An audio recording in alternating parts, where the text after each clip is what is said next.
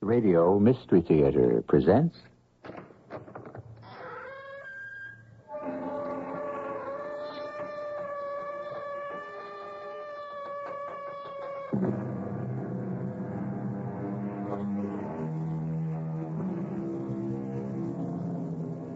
Come in. Welcome.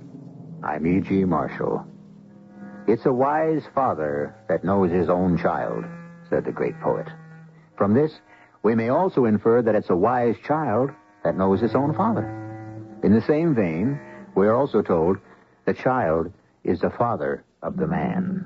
If we carry this much further, we may discover it's impossible to distinguish between the two. Therefore, when a man dies, does he live on in his son? Well, now, that might all depend on how you define dying and what you consider living. But, Orville, your father is dead. Is he, Mother? Of course, 30 years ago, in France. He was killed in action. You know that. How do I know that, Mother? Orville, what's come over you? I know it because you tell me so, and I grew up believing it. But it's true. Then, show me, Mother. Show you what? Something. Anything. When a soldier dies in battle, the War Department notifies you. It's on record, papers. Show me something, Mother. Anything. It says he's dead.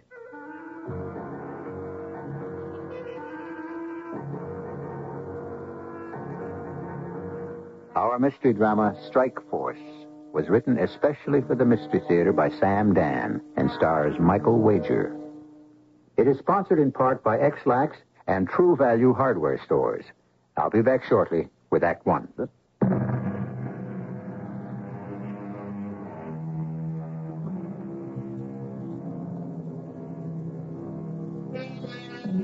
Life is a pattern. Sometimes it's even cast in a mold.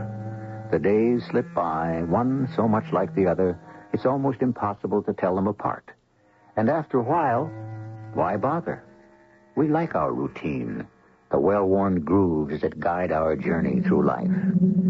The Watsons are entertaining the Sandersons at dinner, predictably. This is Wednesday night. The Watsons are Andrea and Bob. The Sandersons are Orville and Alice. Andrea Watson is Dr. Orville Sanderson's mother. Bob is Orville's stepfather. Alice is Orville's wife. Have you got all that? All right. Dinner goes quietly, happily. These people know each other, like each other, even love each other. I know nobody should, but will anyone have more dessert? Where did you get that silver serving spoon, Andrea? Oh, do you like it, Alice, dear? Bob, you think I should get back into the market? This lovely spoon was a wedding gift, Alice. That is, from my first wedding, when I married Orville's father. You're probably wondering why I'm using it tonight. Since you brought it up? Yes. Well, Bob and I have been married, 30 years now. 31, darling. And I finally feel secure enough to use some of the things from my first marriage. I'll bet you are. No, the truth of the matter, Alice, I'd forgotten all about it, and I was cleaning out one of the cupboards. Isn't it lovely? I even remember who gave it to us. Polifax. Polifax, Mother? And why do I remember that name? Because it's such an odd one, Major Polifax. He was Orville's father's battalion commander. The man must have had excellent taste. Oh, yes. He was built like a gorilla. And yet he was a very aesthetic person. I remember one evening, we were also having dinner. Somehow or other, the conversation got around to books. And I happened to ask Major Polifax, what is your favorite reading? And you know what he answered? The Iliad. The Iliad? Homer's Iliad. And in Greek, no less. Well, he's dead. All of them are dead. May the Lord rest their souls. And your father. Well, now, isn't anyone going to have more vodka? I'll have some, Andrea. Bob, you really can't afford the calories. Oh, I know, Dr. Orville. But it's an affirmation of faith in your mother's fantastic skill. A very modest slight. To answer your question, Orville. Which question? Should you get back into the market? Well, you haven't left it. I did, too. You sold out all my common stocks and put me into bonds and treasury notes. You're still in the money market. when I see some good values in common stock. Oh, So. Bob, I wasn't questioning your Well, integrity. you should always question your broker, Orville. There's the phone. Oh, I'll answer. Well, not you, Bob. You've done a terrific job for me over the years. Hello? I really don't know where I'd have been without you. Dr. Sanderson? Oh, yes. He's here. Just a moment. Orville. Oh, I hope that's not important. Hello? Oh, yeah, I see. All right, about an hour. Darling, I've got to make a call tonight. Oh, I didn't think you doctors made house calls anymore. I've got to stop at the morgue. Ooh, how gruesome. Now, Alice, death is a fact of life. That's hardly a suitable topic for a dinner table. Is he also this way at home, Alice?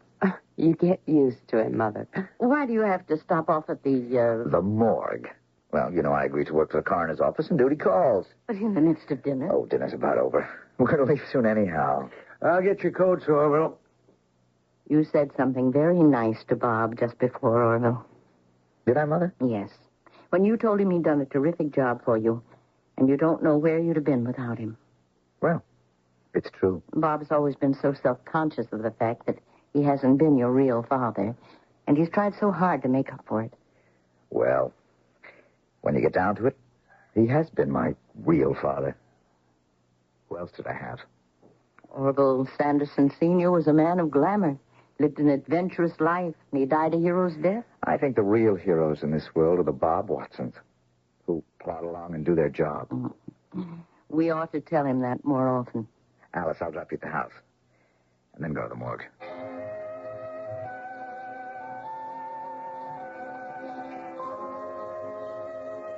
Sorry to get you over here, Doc, at this hour of the night. Oh, it's all right, Benny. And for what? Look at him. He's just a bum. Well, now that he's dead, he may be an angel. Fat chance. Just skin and bones. Hardly anything to him. Yeah. The reason they want to have an autopsy is because it's a homicide. Yeah, I can see what appears to be a nasty blow on the head. Yeah, that must have done him in. Him and another bum is having an argument. Over what? Over who knows? What do bums argue about? Some rat got booze, more than likely. We know who he is? Yeah, he's a bum. And let me see if I can find any identifying marks. Oh, he's got himself a beaut.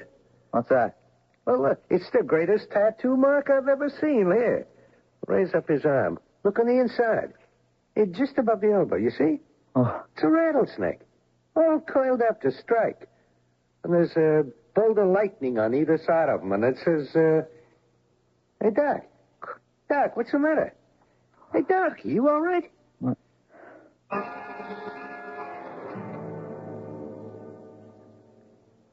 I'm sorry, Mother. Oh, it's all right, dear. I know it's very late. Don't worry about it. Is Bob asleep? Well, yes. Want me to wake him? No. No, not for this. Not for what, Orville? Strike force. Strike force? Yes, Mother. Strike force. You remember strike force? Oh. My father's Ranger Battalion? Yes. Well, yes, I hadn't thought of that in years. And the insignia of the battalion, remember? Well, I think so. I saw that insignia tonight.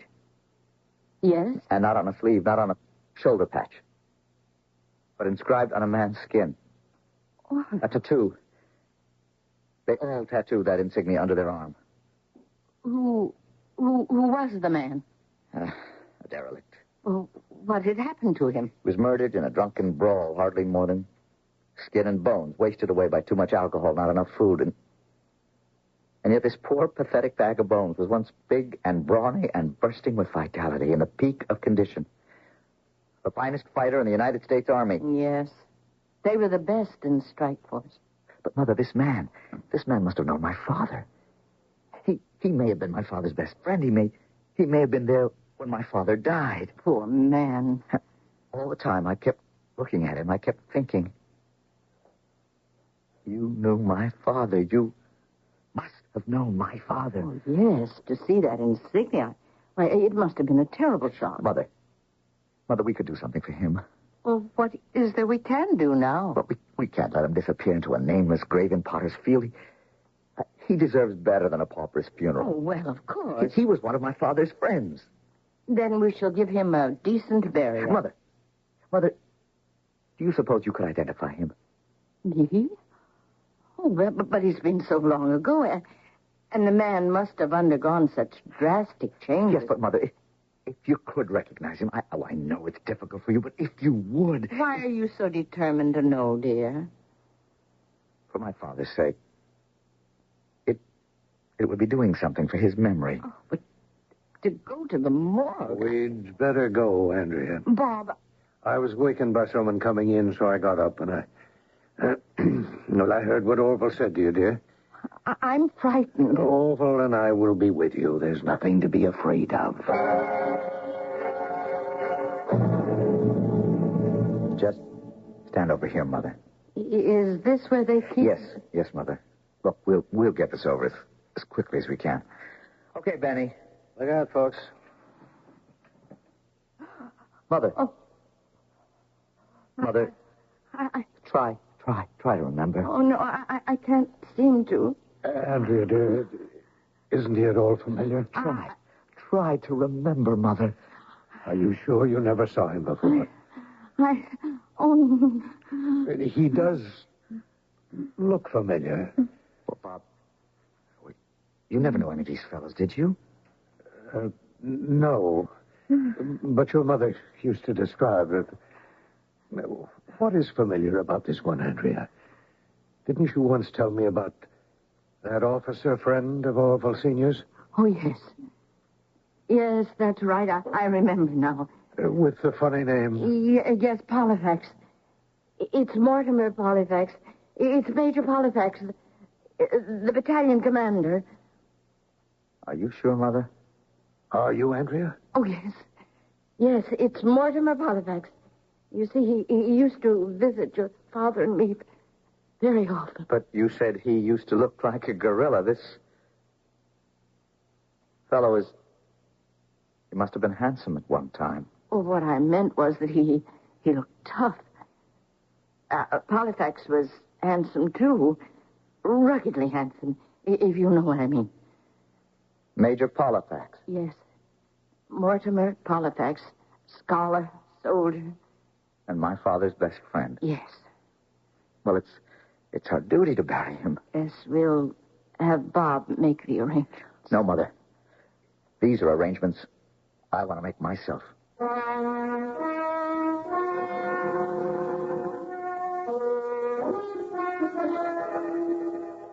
Orville, it's 4:00 in the morning. I know, Alice. Are you still looking at those pictures? My father in uniform.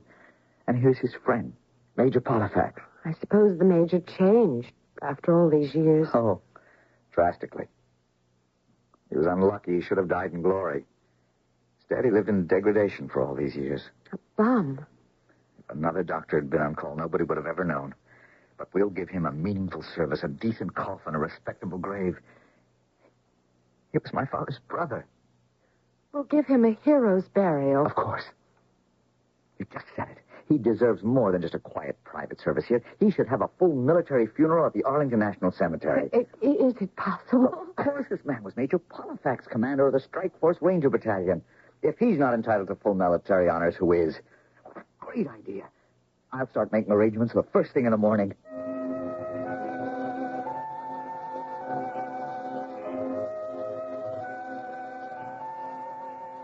Bob, why did you insist on my going to the morgue? You had no choice. I certainly did. I could have refused. No, he wanted you to go. Had you turned him down, the question would have haunted him for the rest of his life. What question?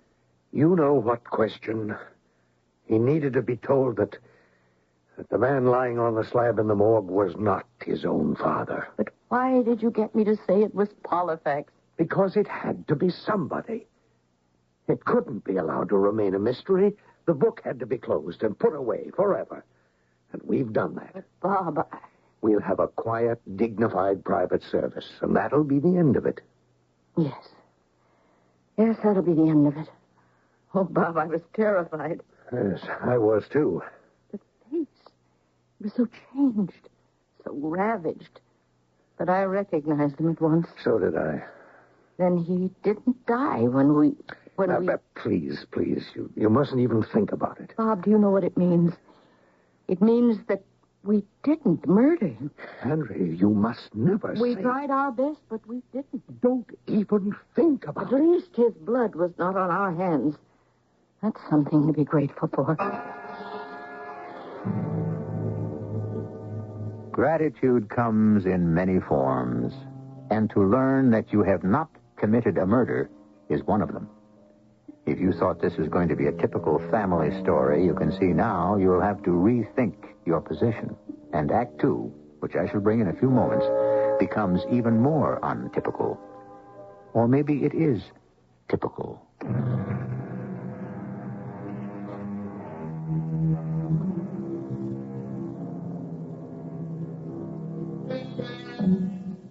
Full fathom 5, thy father lies. Of his bones are coral made. Those are pearls that were his eyes. Nothing of him that doth fade, but doth suffer a sea change into something rich and strange. We're talking today about dead fathers who were war heroes once, long ago, and about some history that is being rewritten and some identities that are about to be counterfeited. Oh, hello, Mother.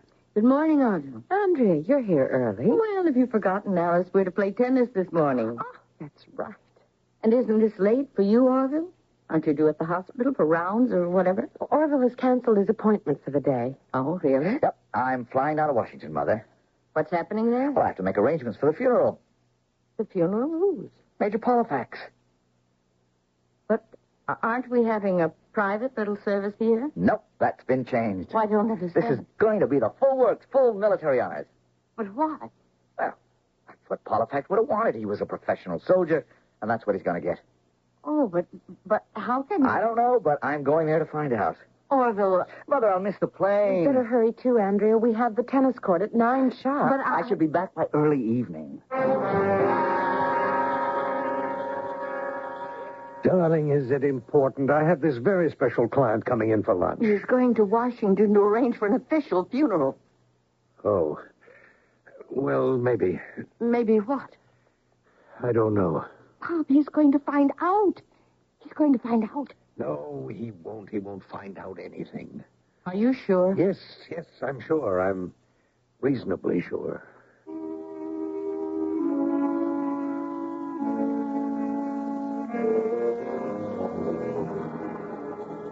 But, Captain, that's impossible. It's absolutely impossible. You're talking about the late Major Mortimer Polifax, 2 L's. That's right. Commanding officer of the 918th Ranger Raiding Battalion. Now, on a strike force. Yes, single word, strike force.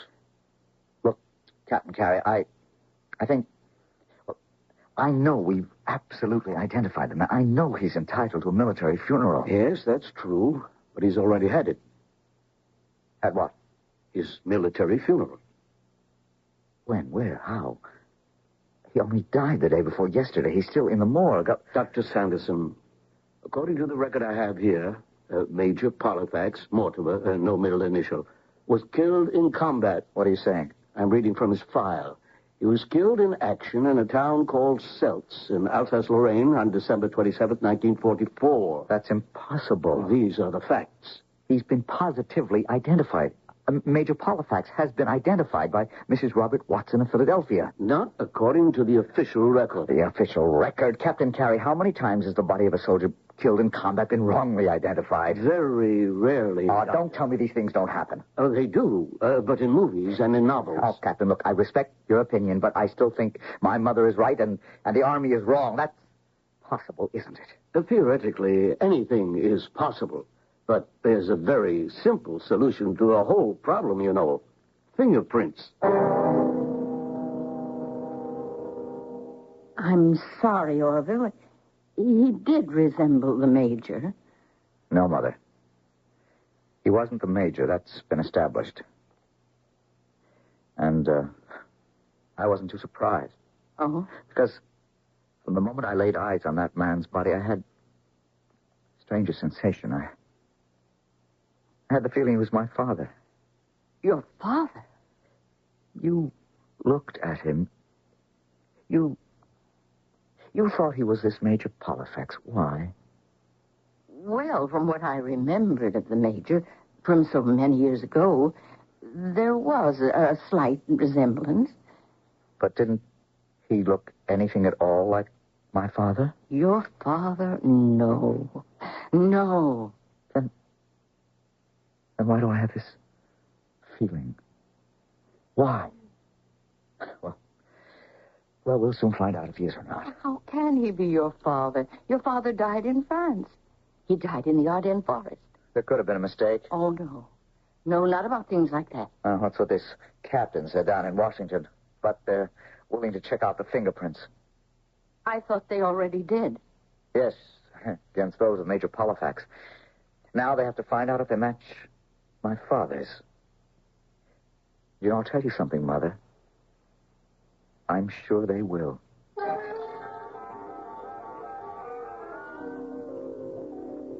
We'll have to tell him the truth, Bob. Why will we have to tell him anything? Because he'll only find out for himself. What will he find out? Bob, I told you I'm frightened. Nothing is going to happen. He looked at that body in the morgue and he knew. He knew it was his father. How? How did he know? Andrea, just don't lose your self-control. How did he know? He'll never be able to prove it. He won't have to. For him, it'll be enough just to believe it. What are we going to do? Darling, I keep telling you, we don't have to do anything.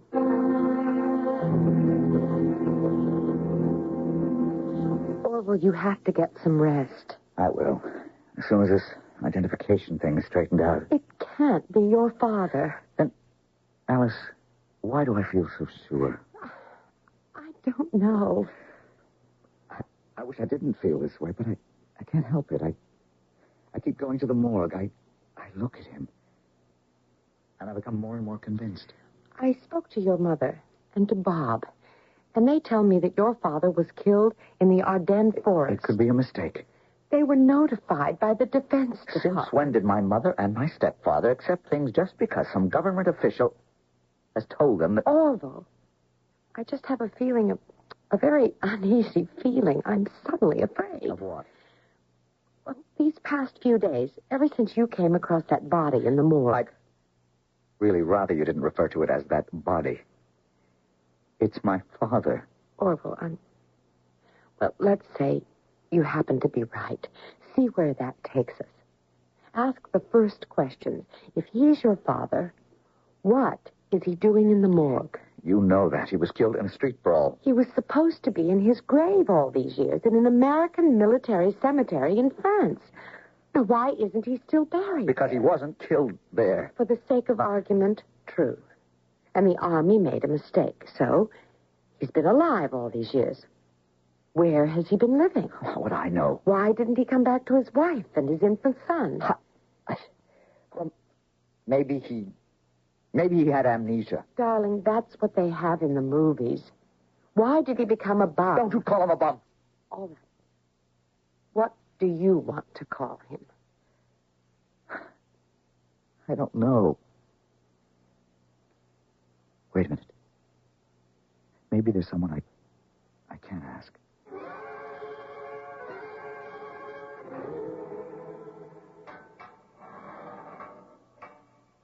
You feeling all right? They treating you okay in here? Who are you? I'm the doctor. Asked me to look at you. Listen, Doc, it's a bum rap. I didn't kill that guy. You didn't? It's a bum rap. Did you know him? No, who? The man you are supposed to have killed. Doc, I'm thirsty. I ain't had a drink in so many... Look, try to clear your head and think. What was the name of the man? The man they say you killed.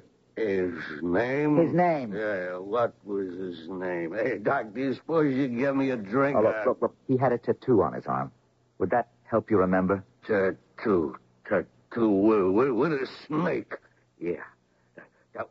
That was what the fight was about. The snakes, them snakes on his arms. I could see the snakes starting to come after me. What are you talking about? He has this tattoo on his arm, and it had this big snake on it. Big snake had become a lot of little snakes, and everyone was out to bite you. That's what happened, see what I mean? Snakes? Yeah, see, the snakes would be crawling all over his arms, and he'd yell for me to help him. He'd holler, kill him, before they get me. Well, there was this big stick, and I picked it up, and I began hitting the snakes. I guess I hit him on the head by mistake. It was an accident. I was only trying to help him out. The snakes would have poisoned him to death. And that's how it happened? You try to help him. Okay, why? Why? Because he was my friend. Well, if he was your friend, surely you must remember his name. Name? How long did you know him? It's hard to remember. Try to think. You asked a lot of questions. Yeah, you asked questions very well. I was good at asking questions once. Oh, yes, I could ask with the best. What was his name? You're a doctor. Take my advice. Keep away from the booze. I was a member of the bar. That's funny. You should have heard me cross-examine. That's why we were such good friends. Who? Great friends with whom? Old Snake Arm. I used to practice with him. He didn't mind. You see, I may come back one day, and I had to sharpen my forensic skill. What was his name? I would say to him, Sandy, take a stand. Sandy. Sandy, why did you call him Sandy? Because his name was Alexander. Alexander? No. It was Orville. If his name was Orville, why did you call him Sandy? Well, it's very simple. I call him Sandy because his name was Sanderson. That's right. His name was Orville Sanderson, Sr.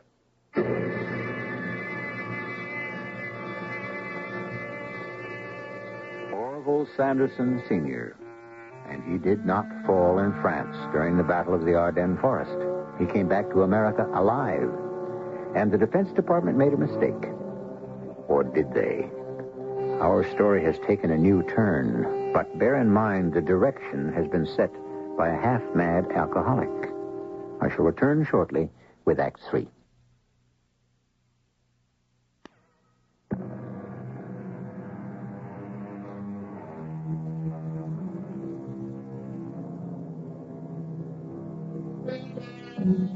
At the very beginning, we said, the child is the father of the man.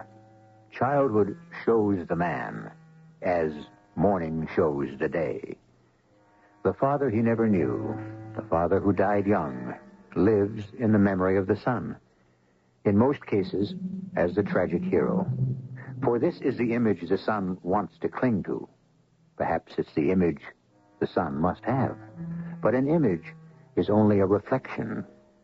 How easily it can be distorted or disturbed. You say his name was Orville Sanderson, Sr.? No, that's what he said. You see, Doctor, it's evidence that cannot be established other than by hearsay. Why would he say his name was Orville Sanderson, Sr. if it wasn't? That's a good point. I don't remember. That's what the booze does to you. You don't remember anymore. He could have been someone I knew all my life, or someone I just met that night. Which was he? Let me think. Try to remember. Yeah, try to remember. That's what I kept saying to Sandy. Try to remember. Try to remember what? Who they are. Who the people are who were. Who tried to murder him. Someone tried to murder him? His wife. Her lover.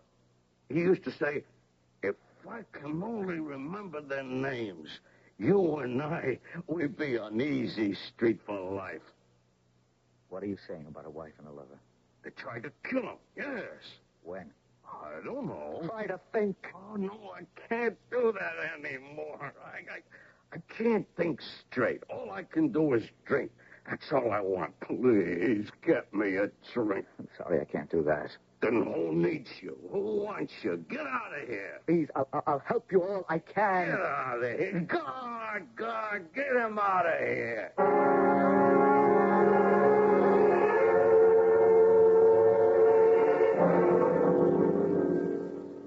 What am I going to do? About what? My father. I don't understand, darling. This man, derelict. He identified my father. Well, now, that's hardly a He knew reliable... my father's name. According to the Defense Department, your father died in France more than 30 years My ago. father, you don't know what he meant to me. But you never knew him. I knew him. I'd look at his picture all those years I was growing up, secretly, because I didn't want to make Bob feel badly. You never told me this. I was such a puny kid. When I'd get pushed around, Bob would say, "You'll excel in other things." But I'd look at his picture, and my father would say, "Get in there, kid, and fight." And I did. And after a while, I understand. all my life, whenever things were rough, I remember there were courses in medical school I didn't see I'd ever pass, and I'd look at my father's picture, and... Orville, I can't believe what you're trying to tell me. I can't believe that your mother and Bob tried to murder, actually believe they murdered your father? How would he know about it? Who? This Jerry. Jerry, who? Oh, he can't remember his last name. But he can remember a crazy story. It isn't a crazy story. That's right. It isn't. Well, then you admit it's true. No, I admit it isn't crazy. It's one of the oldest and best stories in the world. Oh, what are you talking about? The Iliad. The Iliad by Homer. Now, what does that have to do with this? It's the story that you're telling me now. Listen. The Trojan War, Agamemnon, king of Athens, commander of the Greek Oh, come on, forces. I know that story. You're actually living it. Agamemnon's wife, Clytemnestra, had a lover, Aegisthus. When Agamemnon came home alive, they murdered him. Oh, Alice, that has nothing to do And with... the son Orestes, the son of Agamemnon and Clytemnestra, avenged his father and murdered his mother and her lover. Now, isn't that what you're building toward? Alice. You can now believe that Andrea and Bob murdered or wanted to murder... Or thought they murdered my father. How can you say that? At the morgue. Didn't you see the look of shock on my mother's face? Don't you tell me they didn't recognize my father. We don't know it's your father. But just because some alcohol... We are going to find out. The Defense Department will match the fingerprints. And then we'll know. What will we know? We will know officially what I know to be true now. That my father didn't die in France, that he came back, and that they lied to me. And what will you do? What Orestes did? I want the truth. What will you do with it? Darling, this could all be in your mind. The Iliad. Listen, I remember it was only 2 nights ago we were having dinner with your mother and Bob, and the mention of Major Polifax's name came up. And somehow the Iliad got into the conversation. Oh, yes, I remember. It was the Major's favorite reading. And all that somehow started something... You're saying that it's all in my mind? Yes. And when you hear from the Defense Department, they'll tell you that this man was not your father, and that will be the end of it, and you will be thoroughly ashamed of yourself.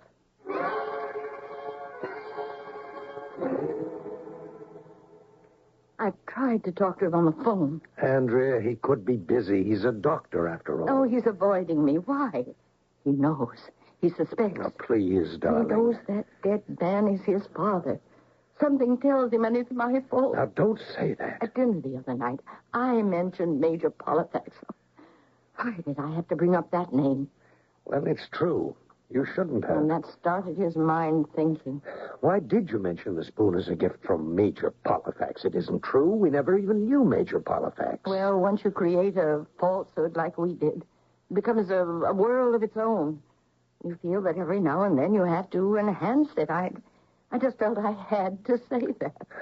Well, in any event, he would have been called to the morgue, and he would have seen that strike force insignia, and we'd be right where we are now. Where are we, Bob? I don't know. I have a feeling it's going to keep unfolding itself until he'll know everything. And then what will we do? Then we'll have to tell him the truth. That we wanted to kill his father? We didn't want to kill him, but we had to. As it turns out, we didn't do it. But he'll never believe us. No one will ever believe us. And I'll lose my son. I'll lose him forever.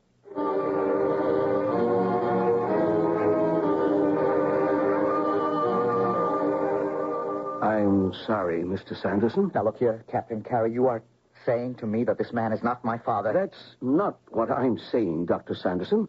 What I'm saying is I don't know who he is. But his fingerprints... His fingerprints do not match anything in our service files. Then there has been a mistake. The files are wrong. You have the fingerprints of Lieutenant Orville Sanderson, a member of the 918th Ranger Raiders known as Strike Force. Doctor, there was no Lieutenant Sanderson in the Strike Force battalion. That's impossible. No record, no fingerprints. Nothing at all to indicate that he was even in the United States Armed Forces. I don't believe it. I said I was sorry. I have a picture of him.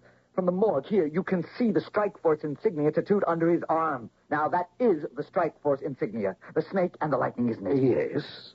Well, doesn't that prove that... All it proves is that this man, whoever he is or was, had the insignia tattooed under his arm.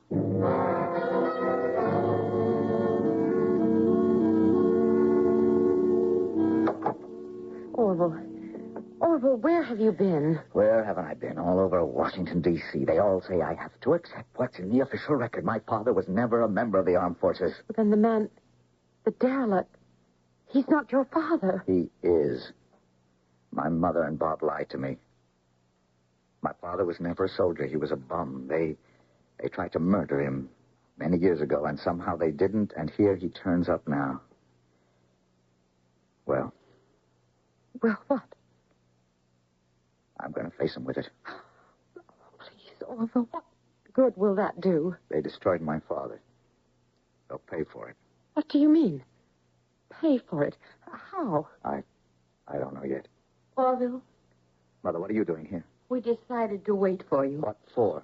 Bob and I, we should talk. About what? Oh, you lied to me. Yes. Oh, Mother. All of it was a lie. Yes. My father was never in the Army. No. You made it all up? Why? Because you needed it. You keep out of this. Don't talk that way to your father. He's not my father. Please. All we need now are facts, not emotions. Don't think you can smooth talk your way out of this. Orville, you needed a war hero while you were growing up. We thought we'd give you one. Someone glamorous, exciting, not some old nose to the grindstone stick in the mud like me. Don't talk that way, Bob. So, we read a magazine article about the Strike Force Rangers. They sounded like the most exciting troops in the world. So we decided to make your father one of them. And we used the name of the real Major Polifax to make it sound more authentic. And didn't you think I'd learn the truth one day? No, we didn't. And if you hadn't gone to the morgue that night, you still wouldn't know. He was my father, wasn't he? Yes. We recognized him immediately. If he wasn't in Strike Force, how did he get that tattoo? Why did you try to kill him? Well, I won't tell you. of course not. I'll tell you. You had an affair with my mother. He found out you had to kill him. That's the truth, isn't it? No, Andrea, please. Let him believe that if he wants to. Orville is dead and can't defend himself. But he tried to destroy us while he was alive. He won't succeed now that he's dead. Your father was a thief. That's a lie. Andrea, It is. You've been checking fingerprints and looking up old records, but at the wrong place. Go downtown to the Hall of Justice. Andrea, don't. Look up Orville Sanderson, confidence operator, flim-flam artist. You know why he tattooed that insignia on his arm? So he could pose as a Strike Force Ranger and trade on I it. don't believe you. I married him because I was young and stupid.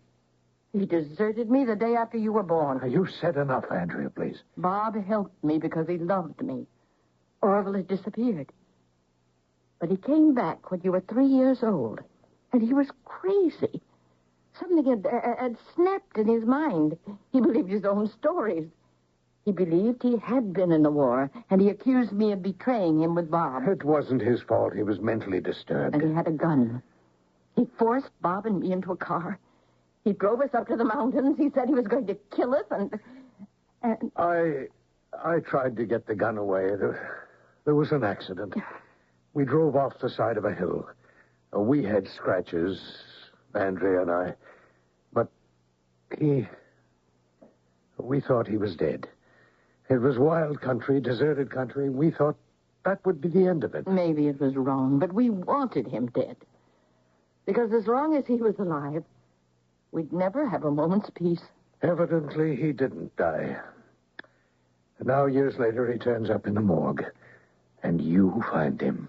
That's the truth. You killed my father. No, darling. They didn't kill your father. They killed a man named Orville Sanderson, Sr. Your father is Bob Watson. He always was, and he always will be. We'd better go now, Andrea. Orville, son, I... Come, Andrea. Yes. Mother, Bob, where are you going? We... This is, Wednesday night. Aren't we supposed to have dinner together? That's right. And it's supposed to be at our house. Well, we're here.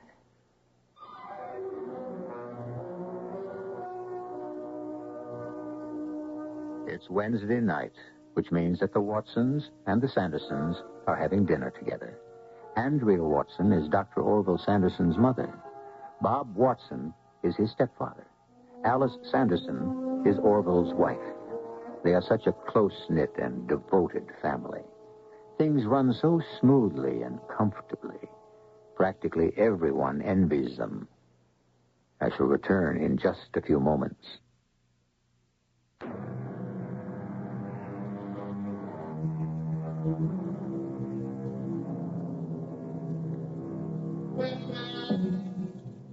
Who was really Orville's father? Orville Sanderson Sr., who gave him his body, or Bob Watson, who gave him his mind? Both men have a very strong claim on Orville Sanderson Jr., and for a long time, Orville acknowledged both. But in the end, when he had to choose, he knew which one, because it's a wise child that knows its own father. For you, wisdom consists in knowing enough to tune us in 7 times each week. Our cast included Michael Wager, Patricia Elliott, Mary Jane Higby, Court Benson, and Gilbert Mack. The entire production was under the direction of Hyman Brown. And now, a preview of our next tale. Better face the truth, Akakievich. Better get a new coat, or you're out. No, I've been here so long. It's my life. Oh, he wouldn't. He knows I work hard. He's a kind man. Kind?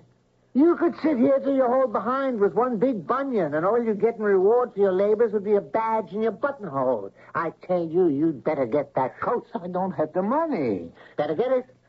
Get it from your 70-year-old landlady for a wedding gift. She's rich. What wedding gift? Why, isn't she going to marry you? We were all sure she was sweet on you. Why do you torment me so? Leave me alone. I'm your brother. You won't be long if you don't get that overcoat. Get it. Radio Mystery Theater was sponsored in part by Buick Motor Division.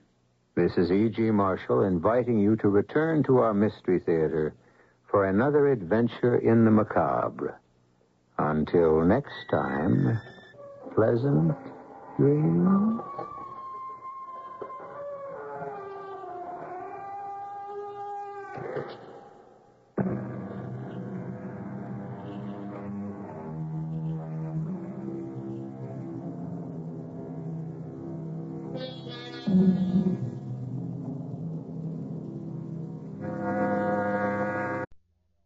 E. Burney of Scottsbluff had been accused of converting over $15,000 from the Hormel Company at Scottsbluff for his own use. Now, KFAB in Omaha joins NBC. NBC News. This is Wally Robinson. The continuing crisis in Iran and the brand new one in Afghanistan were cited by the White House tonight as being too pressing to allow President Carter to go to Iowa for his scheduled debate with Senator Edward Kennedy and Governor Jerry Brown. There's been a great deal of reaction to the move from Democrat and Republican candidate alike, and most of it is negative. The latest to comment is Tom Quinn, Jerry Brown's campaign manager. The president's decision is an insult to the people of Iowa and the entire nation. Mr. Carter has been making around 20 phone calls a day to Iowa politicians, and I personally find it difficult to believe that he can politic by telephone every night, but cannot find the time to appear face-to-face with his two opponents. Republican John Anderson of Illinois said the decision lends credence to the contention that the president is politicizing the Iranian situation in order to tighten his grip on the White House. The Kennedy forces are playing it more pragmatically.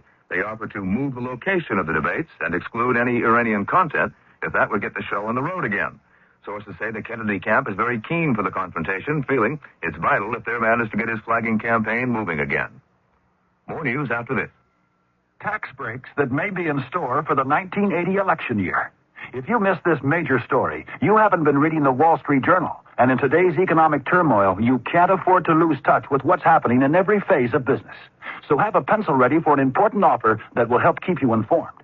Other journal articles reported the facts on Detroit's tailspin, the latest reading on the economy, and the cloudy outlook for retailers this Christmas season. You would have read about the encouraging prediction about oil supplies and the bleak outlook for municipal financing in the state that started the tax revolt. Another article examined aluminum stocks. They're beginning to reflect fears of a long, deep recession. The Wall Street Journal. It's all the business news you need when you need it. Right now, you can get 20 weeks of the Journal. That's 100 copies for only $22. A real money-saving offer. So in the continental U.S., call this toll-free number now. 800-648-5322. That's 800-648-5322. Except in Nevada. You'll be billed later. Diplomatic missions are underway to deal with both the Iranian and Afghan situations. Secretary of State Vance will lead the delegation at the UN tomorrow, though NBC News has learned that economic sanctions against Iran will not immediately be sought. Apparently, Secretary of State Waldheim has a chance to meet and negotiate directly with the Ayatollah Khomeini, and the U.S. will therefore hold off for 10 days. Deputy Secretary of State Christopher is to meet with our allies, seeking a common response to the Soviet intervention in Afghanistan. Meanwhile, Richard Valeriani reports that state seems to be hamstrung in its dealings with Iranians in this country, too. On December 12th, the State Department ordered the Iranian embassy in Washington to cut its staff from 60 to 15 and to reduce the number of people working in 4 Iranian consulates around the country from about 160 people to a total of 20, 5 in each consulate. The top Iranian diplomat here was given 5 days to comply with the order. But 16 days later, the Iranians still have not given the State Department a final list of the 35 diplomats who will operate their embassy and consulates. They did submit one list, but then said they wanted to revise it, and a revised list has not yet been presented. Nor does the State Department know which Iranians, if any, have actually left the country. Officials here say they're still working on getting the problem resolved. Richard Valeriani, NBC News, at the State Department. This is NBC News. Kodak invites you to remember the special moments that make up the holiday season and to trust them to Kodak Film. A bike! Grandpa, you got me a bike. I got one too, a red one.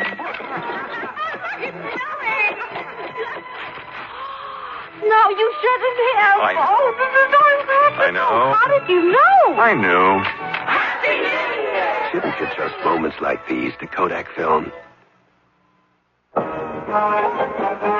Happy New Year to all you football fans, and the NBC Radio Network is kicking off in great style. The 1980 Rose Bowl pitting the University of Southern California Trojans against the Buckeyes of Ohio State. I'm Bob Buck, NBC Sports, inviting one and all to join us as two of the nation's top-rated teams battle it out. The Rose Bowl, New Year's Day on many of these NBC stations.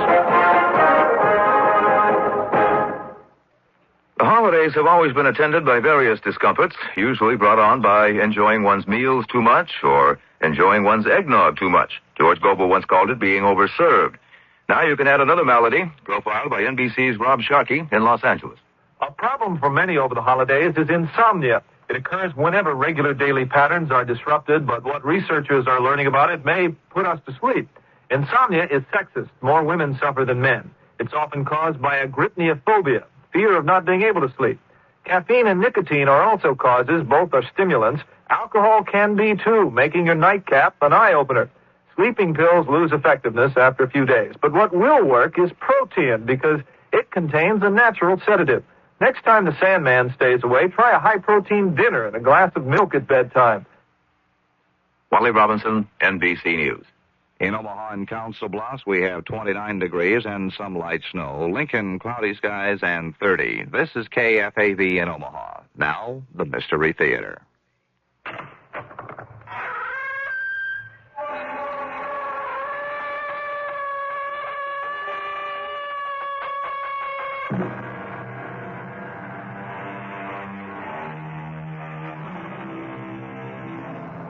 Come in. Welcome. I'm E.G. Marshall. By the time this settlement of immigrants established itself as the United States of America, it had already produced, alongside its statesmen and traders, various writers of distinction who would come to be respected and admired all over the civilized world. Once the new republic was formed and proclaimed, the land burgeoned with many more, of whom one was Washington Irving, born in New York City in 1783. The drama we're about to present for your enjoyment is a free adaptation of one of his stories. But Gottfried, you live like a solitary. You live like a monk. Not at all, Carl. Paris is full of women. Fastidious, flirtatious, fascinating. I love them all. Well, that's all very fine, but there should be one in particular. There is. I see her every night. Where is she? Why haven't I met her? Because, my dear friend, she lives in my dreams.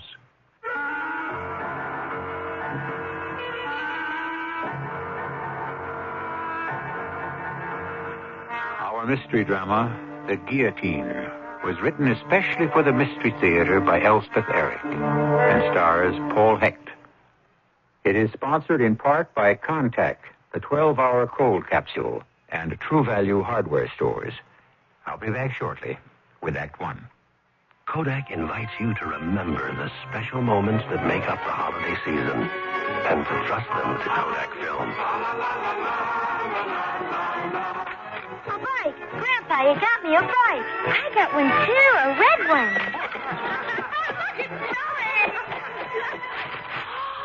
No, you shouldn't have. I know. Oh, this is so impressive. I know. How did you know? I knew. Shouldn't you trust moments like these to Kodak Film? How many cold tablets do you take a day? 2? More. 4? More. 6? Yeah. A day? Uh-huh. And then more at night? Right. Why? Well, they're new. Take Contact. One capsule helps all your congestive symptoms up to 12 hours. All day? And all night while you sleep. That's the wonder of Contact. Hey, you're the guys on TV. Yeah, we're the guys on TV. Take your Contact. Take it fast. Give your code to Contact. Take only is direct.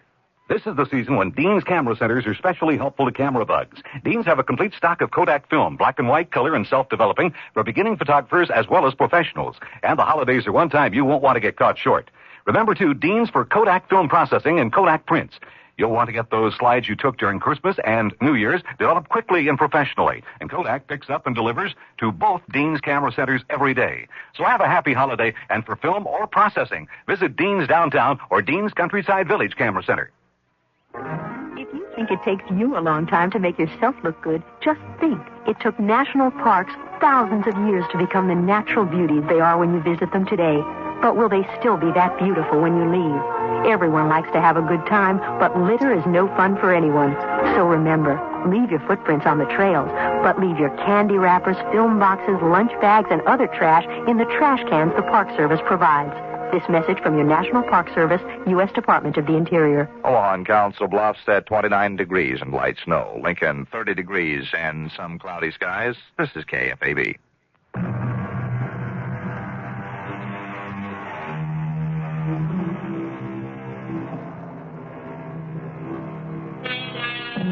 In 1825, a collection of short stories by Washington Irving was published under the title of Tales of a Traveler.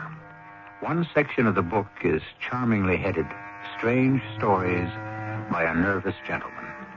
And it is from this section that we have chosen the tale that follows, one we call The Guillotine.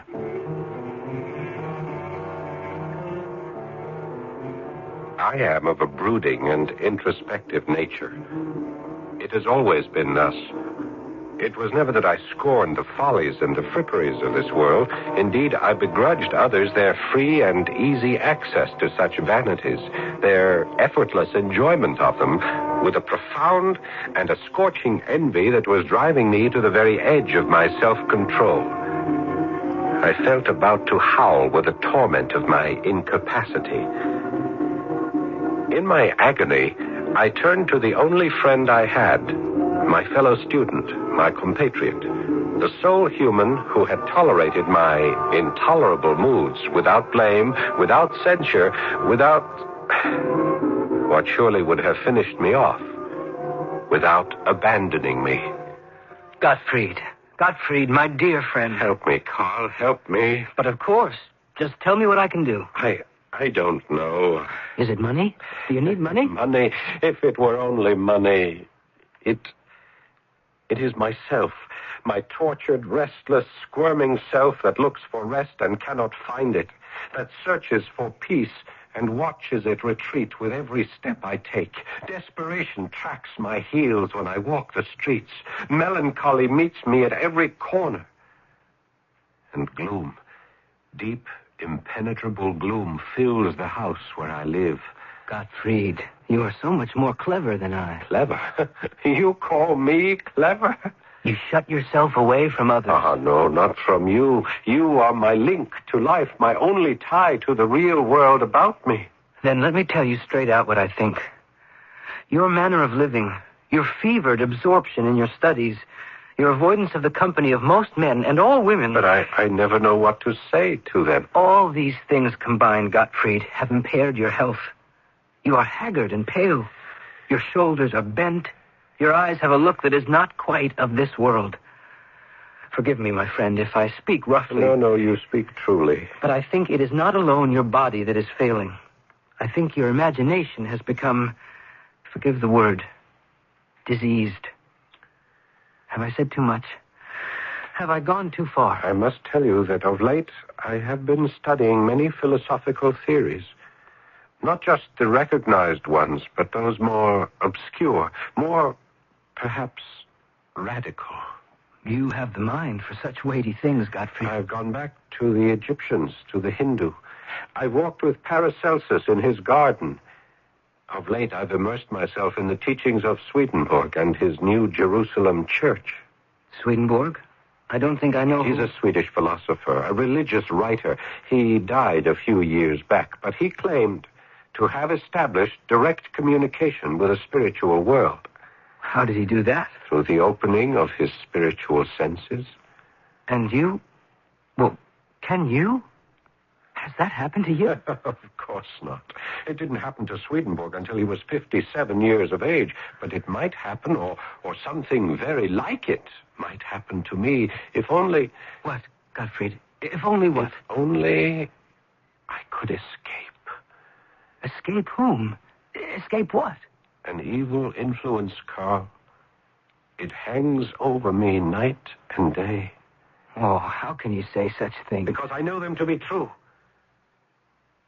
There's an evil genius, a vile spirit whose sole intent is to ensnare me and to ensure my damnation. You really believe it? It is not so much a matter of believing, Carl. It is a matter of conviction.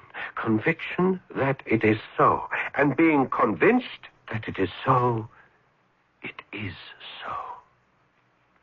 I think I can understand that. Though I am not sure.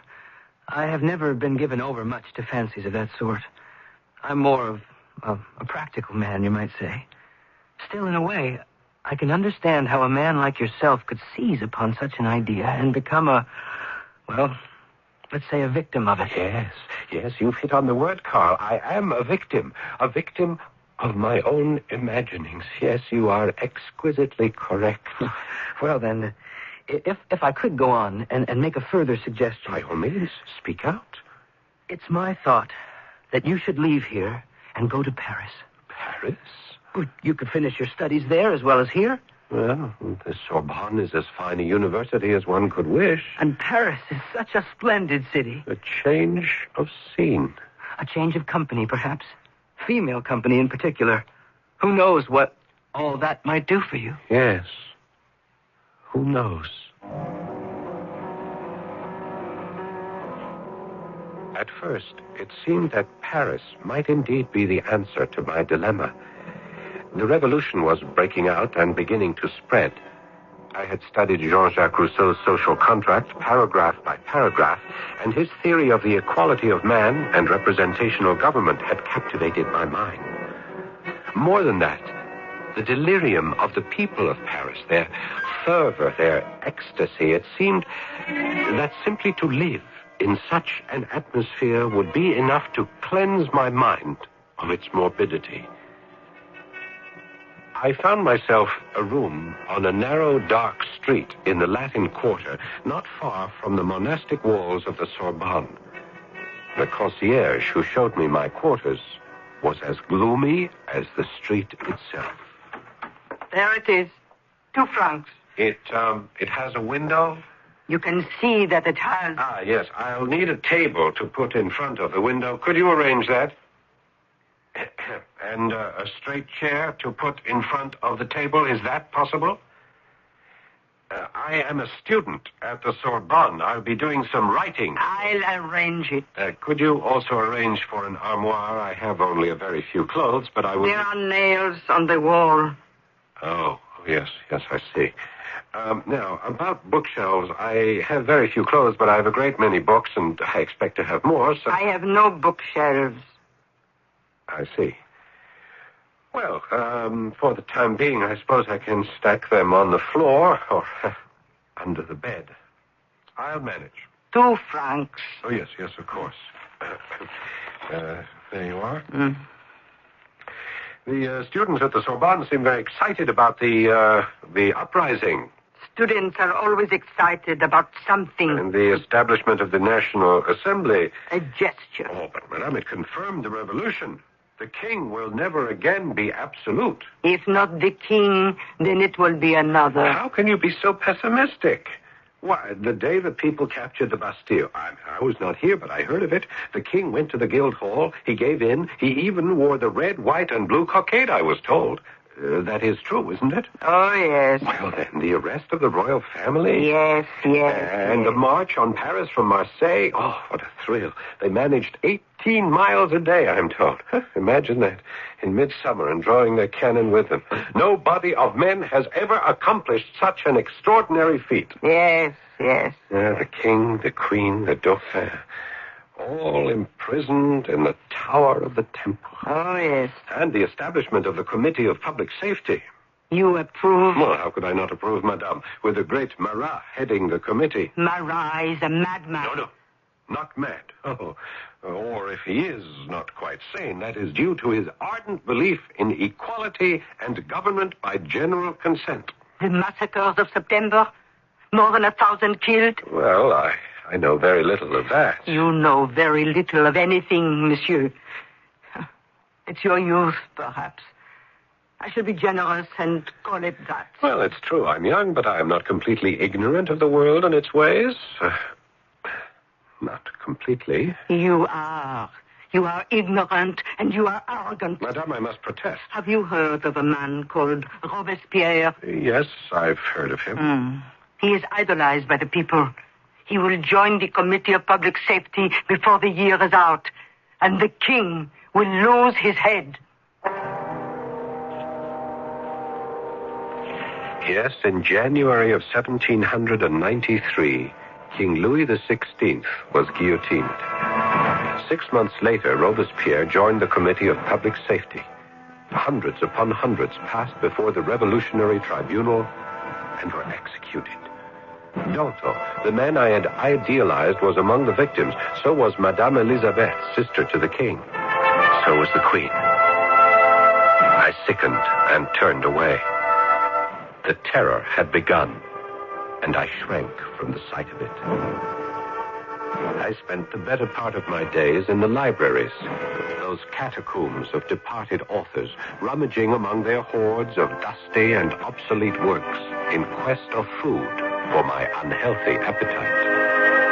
I became, in a manner of speaking, a literary ghoul, feeding in the charnel house of decayed literature.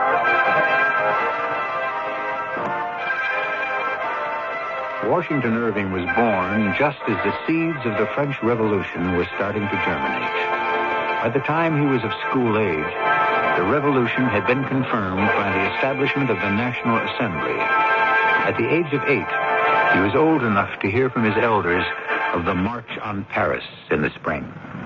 His 9th and 10th years must have been filled with rumors of the executions in Paris, years which came to be known as the Terror. I'll be back shortly to continue with Act 2.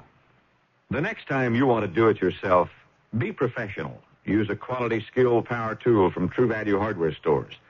Hi, Pat Summerall to suggest you get the Skill 7 1/4-inch circular saw designed for standard home use. It has a burnout-protected motor, heavy gauge foot brackets to assure accurate cuts at all settings, and comes complete with a blade. Or get the Skill 3/8-inch cordless drill from True Value hardware stores. It features 2-speed controls so you can adjust the speed to suit the job and the material. And it operates forward and reverse to drive and remove screws. It includes a recharging unit to keep the drill ready for use, and because it's cordless, you can use it anywhere. See the wide selection of quality Skill power tools at participating True Value hardware stores and home centers. And save gas. You won't have to drive far for your hardware and houseware needs. If you're looking for values, for service, and for selection, you'll find them nearby at any one of the more than 5,000 True Value hardware stores and home centers nationwide. It's time for Bryant, with comforting thoughts on cooling and heating your home or business. If you have a fireplace, be certain to keep the damper closed when not in use. You'll avoid drafts, but most important, you'll stop valuable heat from escaping up the flue. When you decide it's time to economize with more energy-efficient cooling and heating, call the man who has it, your independent hometown Bryant dealer. Bryant, a comforting thought. Looking for a computer? Start looking at American Computer in Omaha. American Computer has computers for farmers and ranchers and businessmen and for the home. If you're a doctor, American Computer has a complete medical package. Includes the computer, memories, terminals, printers, software programs, insurance forms, handling and maintenance, a first-line, state-of-the-art multi-terminal system at a lot less than you'd expect to pay. For the broadest selection of computers, peripheral devices, and software programs in the Midwest, see American Computer in Omaha, just 6 blocks south of I-80 at the 84th Street interchange. Out-of-towners call collect 592-3590. In Omaha and Council Bluffs, we have 29 degrees, a little snow. Lincoln, cloudy skies, and 30. This is KFAB, Omaha.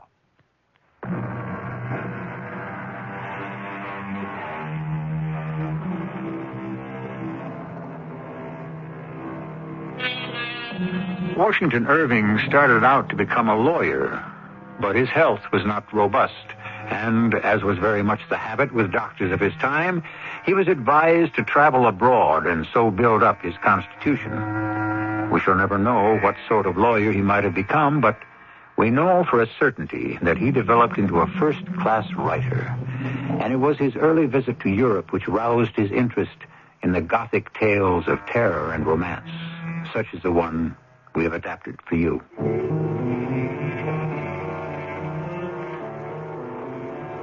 It would have been just as well had I never come to Paris. I was as lonely here as I had been at home, as incapable of establishing human contact as ever.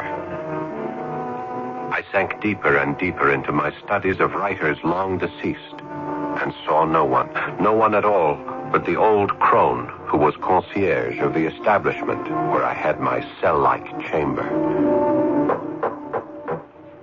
Yes, who is it? Come in. Someone to see you. What? Me? Someone wishes to see me? So he says. Well, who is it? Didn't you ask him? He spoke as though he knew you from elsewhere, as though you were old friends. Carl?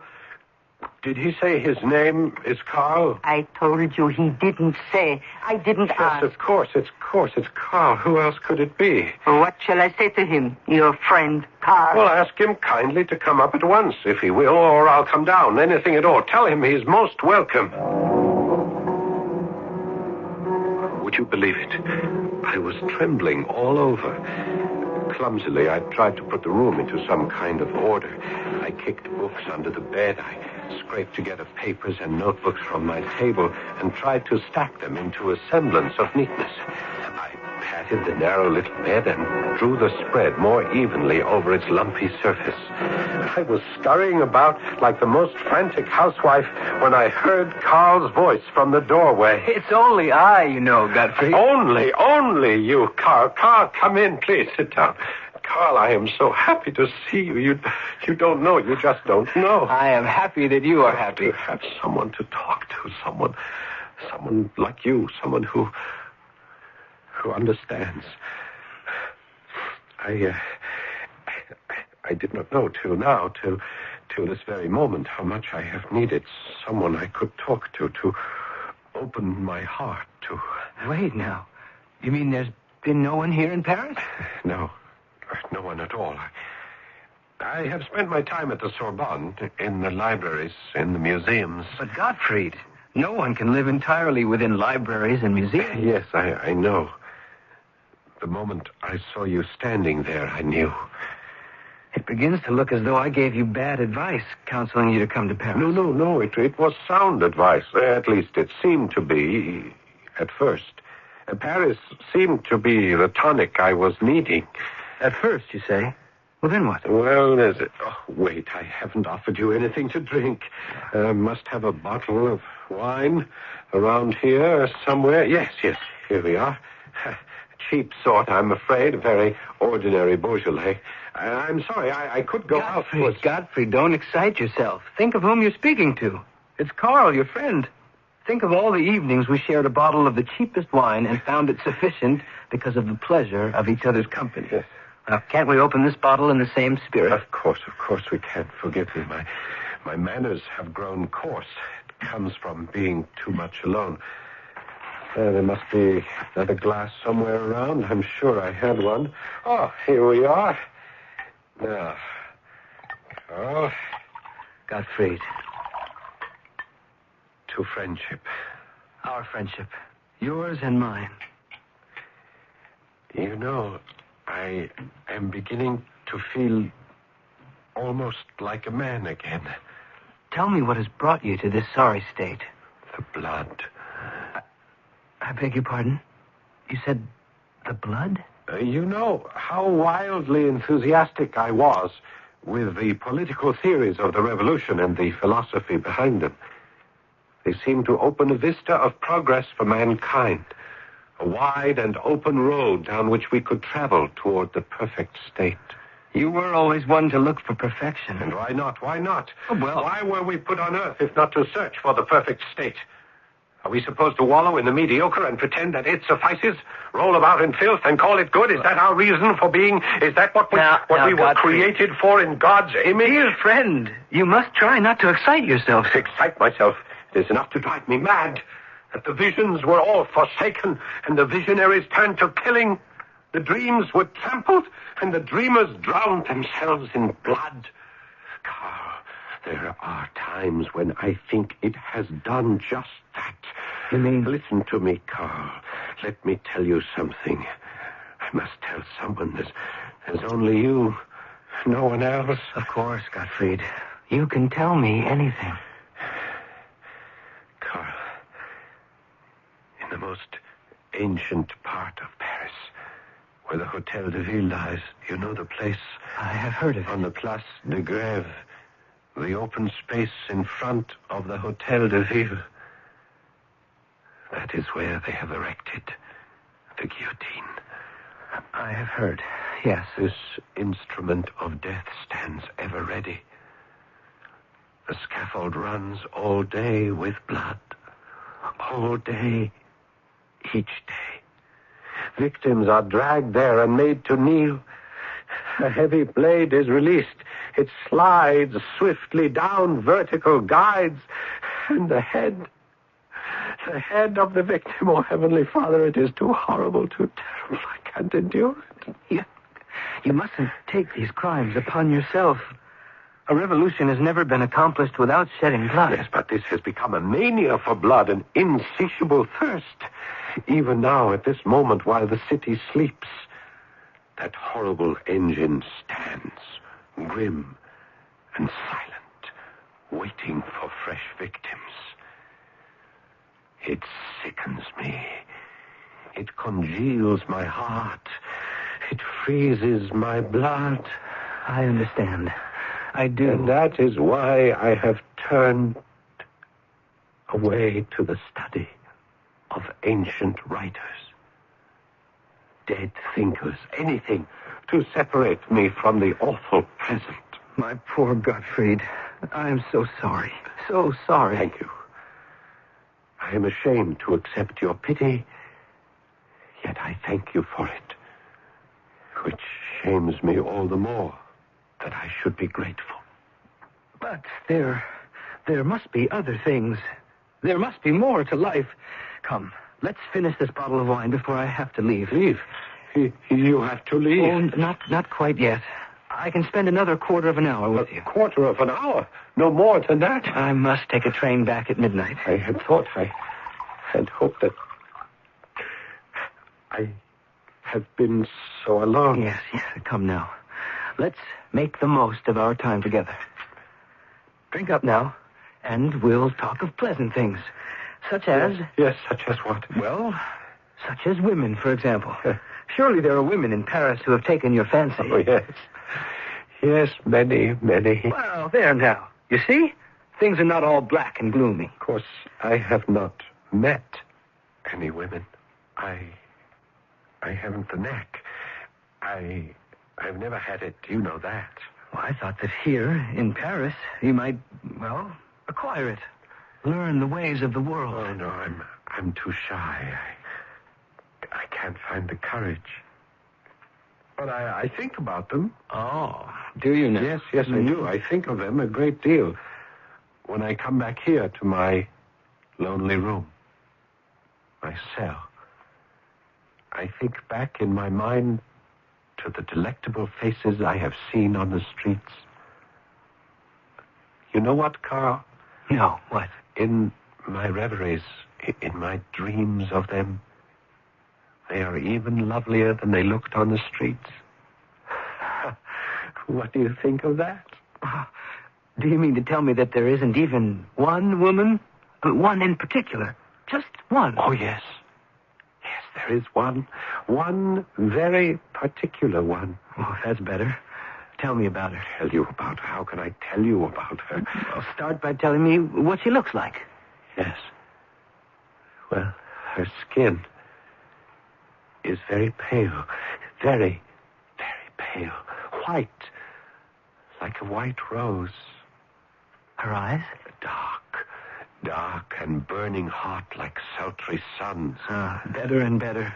Her hair? A shade of red, I think. Well, you think? Yes. Her hair is reddish. Some might call it somber. But against the pallor of her skin... And her name? Her name? What about her name? Well, aren't you going to tell me the name of your lovely? She has no name. Why should she have a name? Gottfried, are you drunk? I have never given her a name. Why should I? She is my dream. You only dream of this woman? She's not real? She doesn't exist? She is real to me. She exists in my dreams. She lives in my thoughts by day. She haunts my dreams by night. Don't you understand? I love her. Oh, my poor friend. I shall always love her to the end of my days. So, you see, I am not quite as lonely as you thought. Not at all. Not lonely at all, because she is with me at all times. Yes, I see. I think I see. Dear friend, it is getting on for midnight, and I have a train to catch. Will you walk with me to the station? Of course I said I would, and I did. Though it was a stormy night, claps of thunder were rattling among the high houses of the narrow streets. Lightning flashed now and again, and the rain that began to fall seemed to drop into my heart as much as on the cobblestones. When I had watched the train depart, carrying off my only friend, I thought to return to my room. But something, a morbid recollection of our conversation, no doubt, drew me, or forced me, toward the Hotel de Ville and the Place de Grève. And in a sudden flare of lightning, I saw it. The horrible engine of death, the guillotine. A violent tremor ran through me, and I wanted to run. But something held me rooted to the spot till the lightning burst forth again. And there, crouched by the guillotine, I saw a shadowy form, all dressed in black, a female form seated on one of the lower steps of the scaffold, leaning forward, her face in her lap, her long, disheveled hair hanging to the ground. Her long, reddish hair.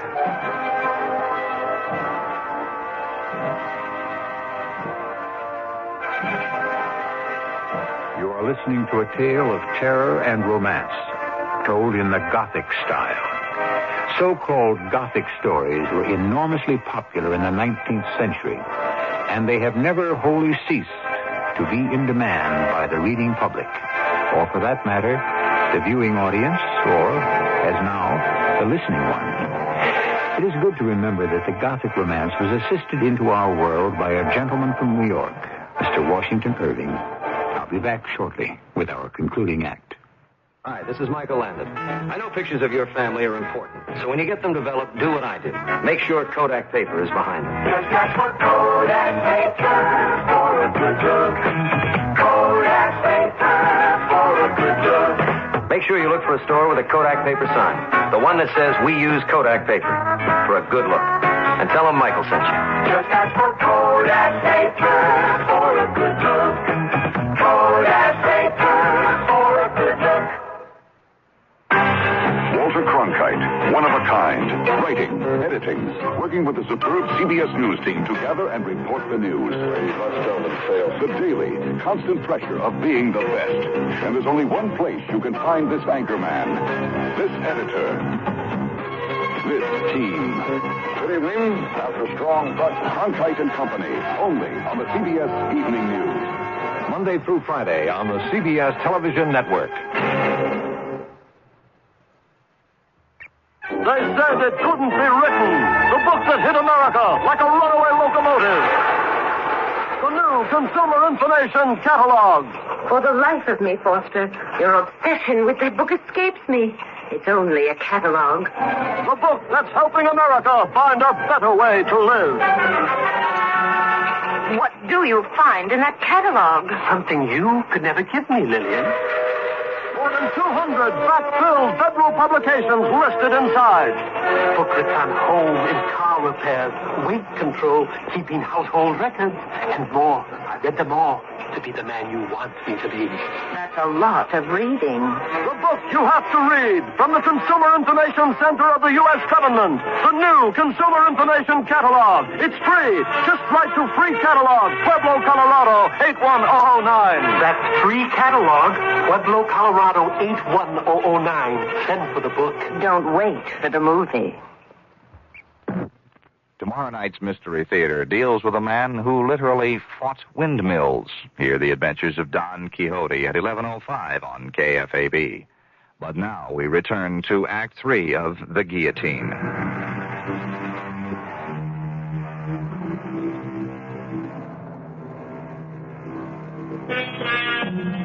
It is true that Washington Irving was born in New York, but for reasons of health, he traveled extensively abroad and actually had living quarters for a time in the Alhambra, that centuries-old palace that still stands on a hill in Granada, a relic of the time when the Moors ruled a large part of Spain. In fact, you can go there today and see the very rooms he occupied. And if you are very careful and no one is looking, touch the keys of the spinet on which he played.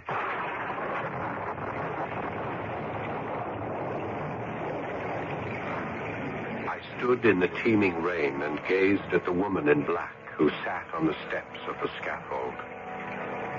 There was something awful in this solitary monument of woe. She looked to be a woman of some distinction. Who could it be but some poor mourner whom the dreadful axe had made desolate, who now sat here heartbroken on the strand of existence from which all that was dear to her had been launched into eternity. I could not leave the Place de Grève without speaking to her.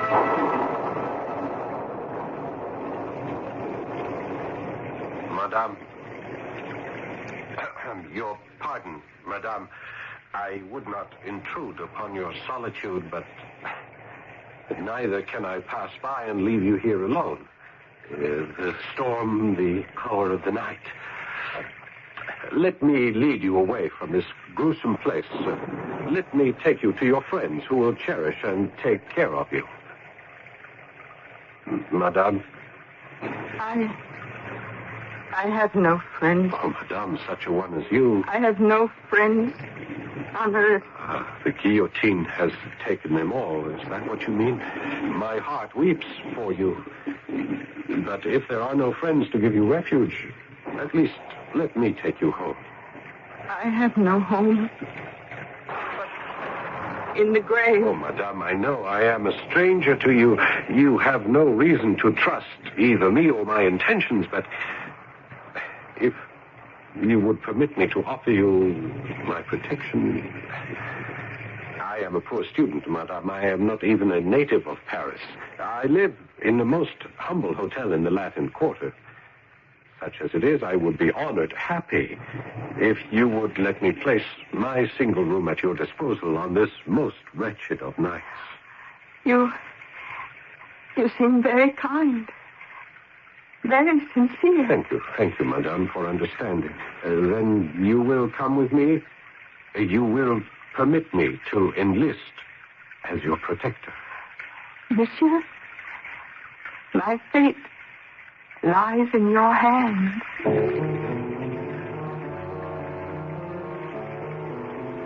The storm had abated.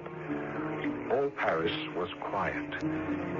That great volcano of human passion slumbered for a while to gather fresh strength for the next day's eruption.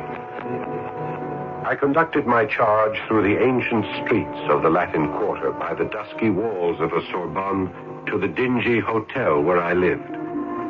The hour was late, and I had to ring for the concierge. Coming. Oh, don't be afraid of her. She's cross, but really kind. Thank you, Madame. I'm so sorry to trouble you.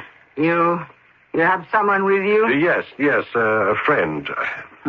Well, come in, you and your friend. Thank you, Madame. If you need anything, refreshment of any kind. Yes, thank you. My room is on the first floor. You'll find it rather shabby, I'm afraid. This hotel once belonged to a member of the nobility, but only the remains of its old glory are still evident, and you have to look very hard indeed to see them. Here we are. Here is the door, Madame. I'll fetch a light. You can make yourself comfortable. There's a bed over there if you care to lie down. You must be tired. Here we are. Here's our light. You are very kind to a poor stranger. Madame. What is it? You are so pale. Your hair, your eyes, your skin.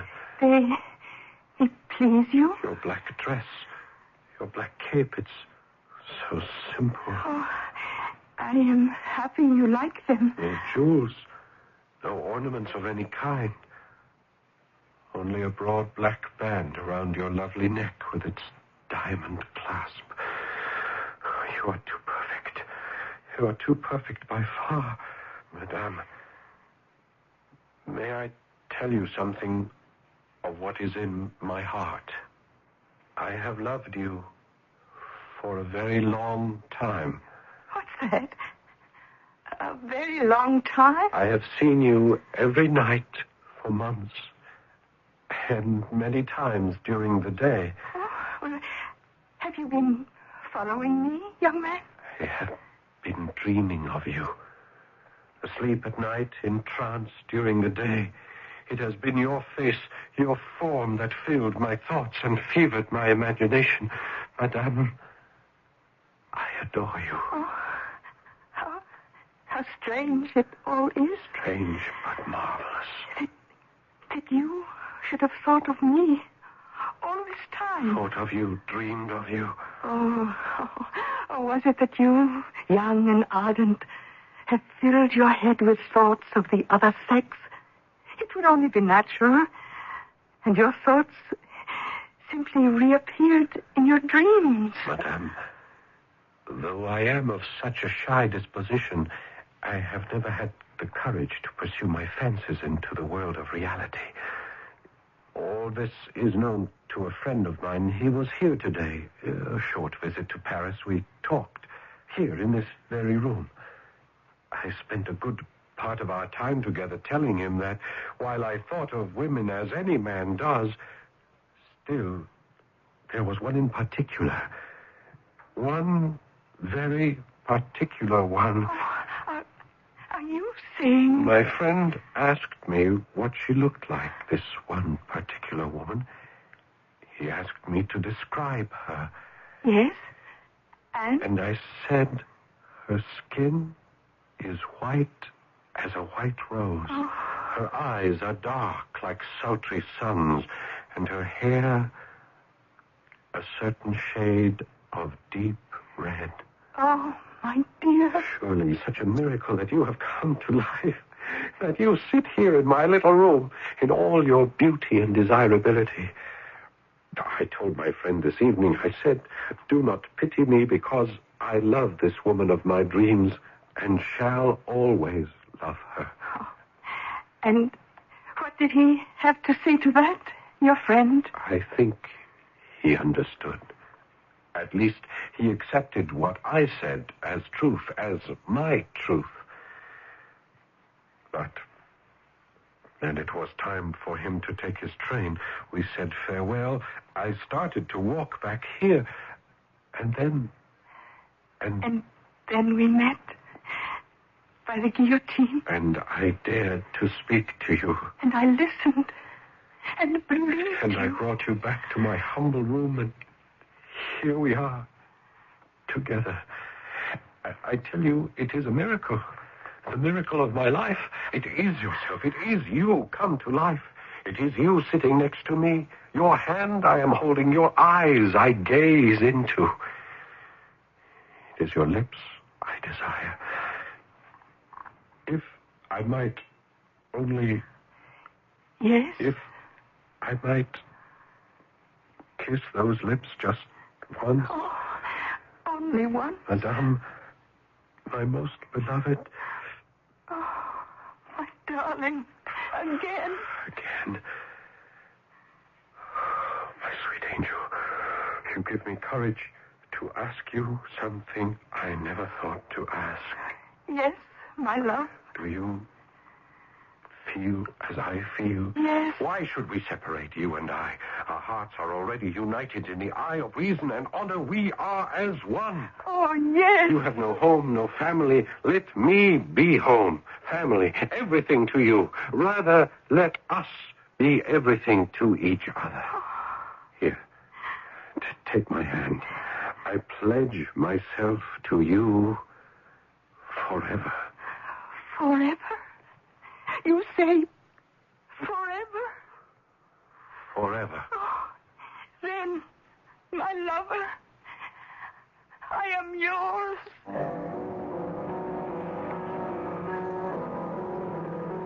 The next morning, in order not to disturb my beautiful sleeping bride, I crept cautiously and quietly from our bed, and as quietly dressed myself and went forth early in the day to look for larger quarters, since it was clear to me that my situation had so changed as to make the tiny student's room quite inappropriate. When I returned from my search, I stopped to speak to the concierge, who quite clearly was taking a certain enjoyment in my clandestine affair. Huh? Good morning, monsieur. Morning. Will you be wanting a small repast? You and the lady, a coffee perhaps, a croissant? Yes, that would be very nice. Thank you. The lady has not asked for me. No, monsieur. Nor has she gone out. I've watched for her. No, she still sleeps in your room, I believe. Thank you. I'll be up in a moment with your coffee and croissant. Thank you so very much. We'll both appreciate that.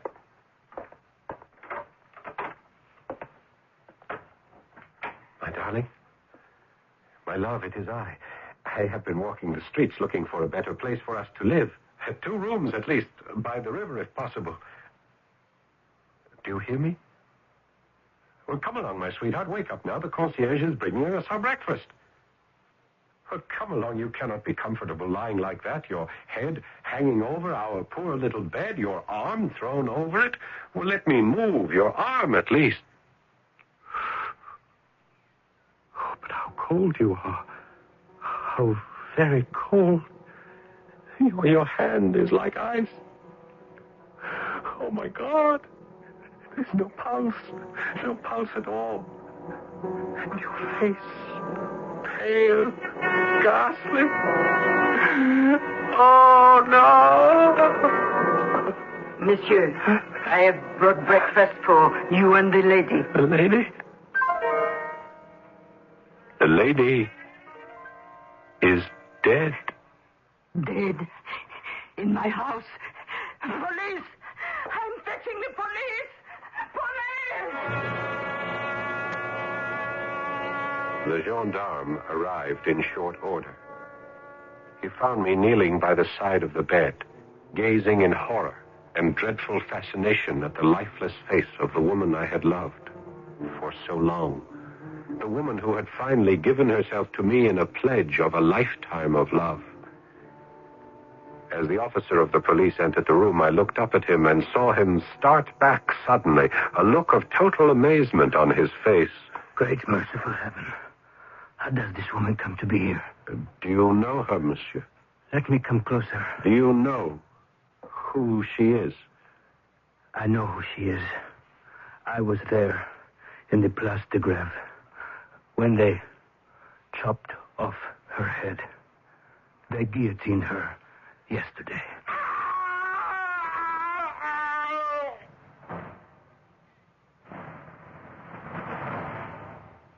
I hardly know how to tell you what happened then. The policeman leaned over and unfastened the black collar with the diamond clasp that encircled the neck of my beloved. And horror of horrors, her beautiful head rolled upon the floor. And then I knew. My most awful fear had been true all along. The fiend had gained possession of me. And I was lost forever. Forever lost.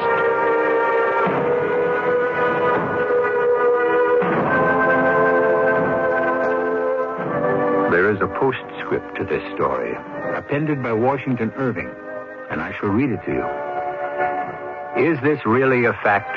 Said the inquisitive listener. A fact not to be doubted, was the reply. I had it from the best authority. The student told it to me himself. I saw him in a madhouse at Paris. I'll be back shortly. It's June 1778, and we're at the desperate Battle of Monmouth. A legend is being born before my very eyes. A young woman volunteer, Molly Pitcher, is helping fire one of the American cannon. Can you talk to us, Molly? Are you kidding? With half of the British Army coming at us? This is hard work for a woman. Hot and hard. Try cooking in a colonial kitchen sometime. Man or woman, we've all got to help our country.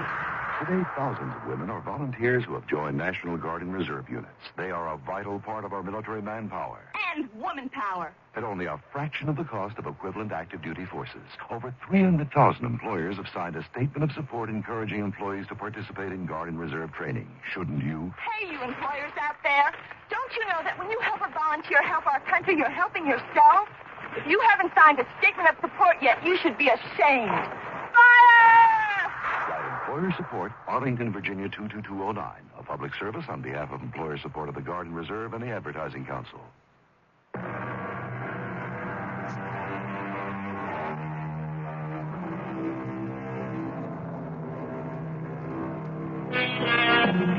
The horror story is international. Starting with the Castle of Otranto by the Englishman Horace Walpole, it was followed and improved upon by Honoré Balzac in France. And in America, it was carried on by Washington Irving and brought to a peak by the genius of Edgar Allan Poe. Oh, yes, the horror story is here to stay. Our cast included Paul Hecht, Don Scardino, and Bryna Rayburn. The entire production was under the direction of Hyman Brown.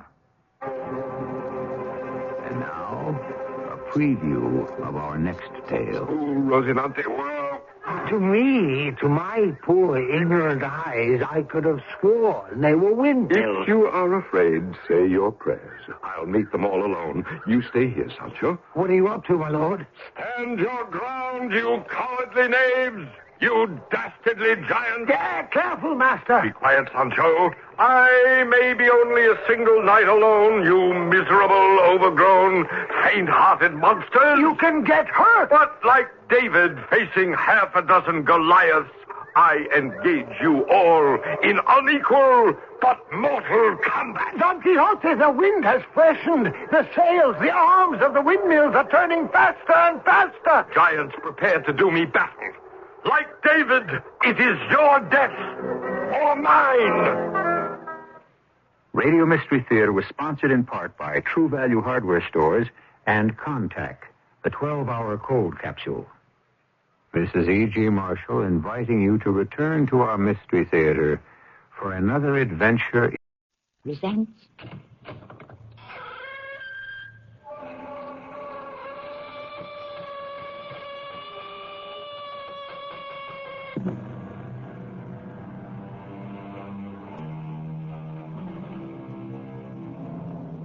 Come in. Welcome. I am Tammy Grimes. As long as there are haves and have-nots, givers and takers, the affluent and the less fluent, there will be those whose only way of competing is to rob. Whether it is personal goods, industrial secrets, state or national secrets, whatever can be clandestinely stolen and sold will be. For every new kind of holdup or heist, there is a new method of detection. For every spy, a counter-spy, as we hope to illustrate in today's mystery drama. What are you doing in my house?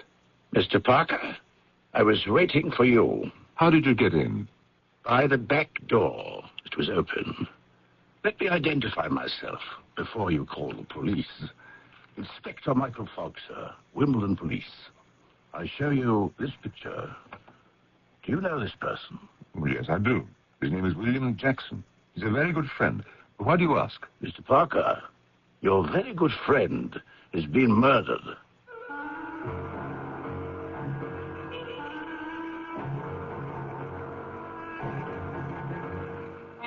Our drama, The Fifth Man, has been written especially for the Mystery Theater by James Agate Jr.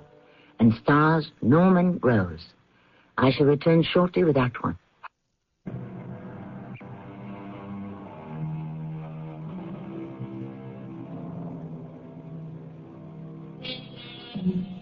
He was known in CIA, NKVD, and MI5 circles as the Fifth Man. Briefly, there were four before him who sold classified British information to the Soviets. He was number 5. We will meet him.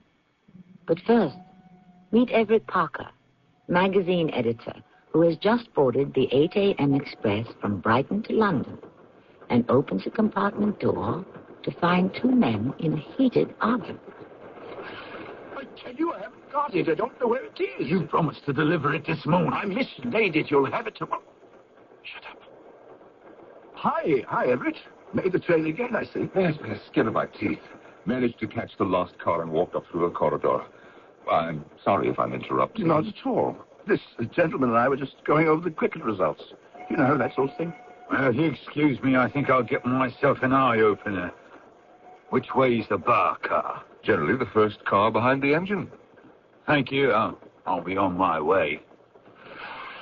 That's a rude character, isn't he? Do you know him? Is he a friend of yours? No, but I seem to remember him. That red face isn't forgettable. You know, I told him this compartment was taken. A friend of mine and I generally ride in this compartment alone. Half a years. That's too bad, he said. I've paid for my ticket, and I'm entitled to sit wherever I like. It's just about then when you came in. I must have misunderstood completely what you two were talking about. I never saw the man before in my life. Oh, I have. I'm trying to think where. Have a good weekend, Ev. Oh, Bill, it was too good. Too relaxing. Read some fascinating accounts of Blériot in the early days of flying. I think I'll assign one of our writers to write it up for the magazine. The chances those early pilots took. People don't dare the fates like that anymore.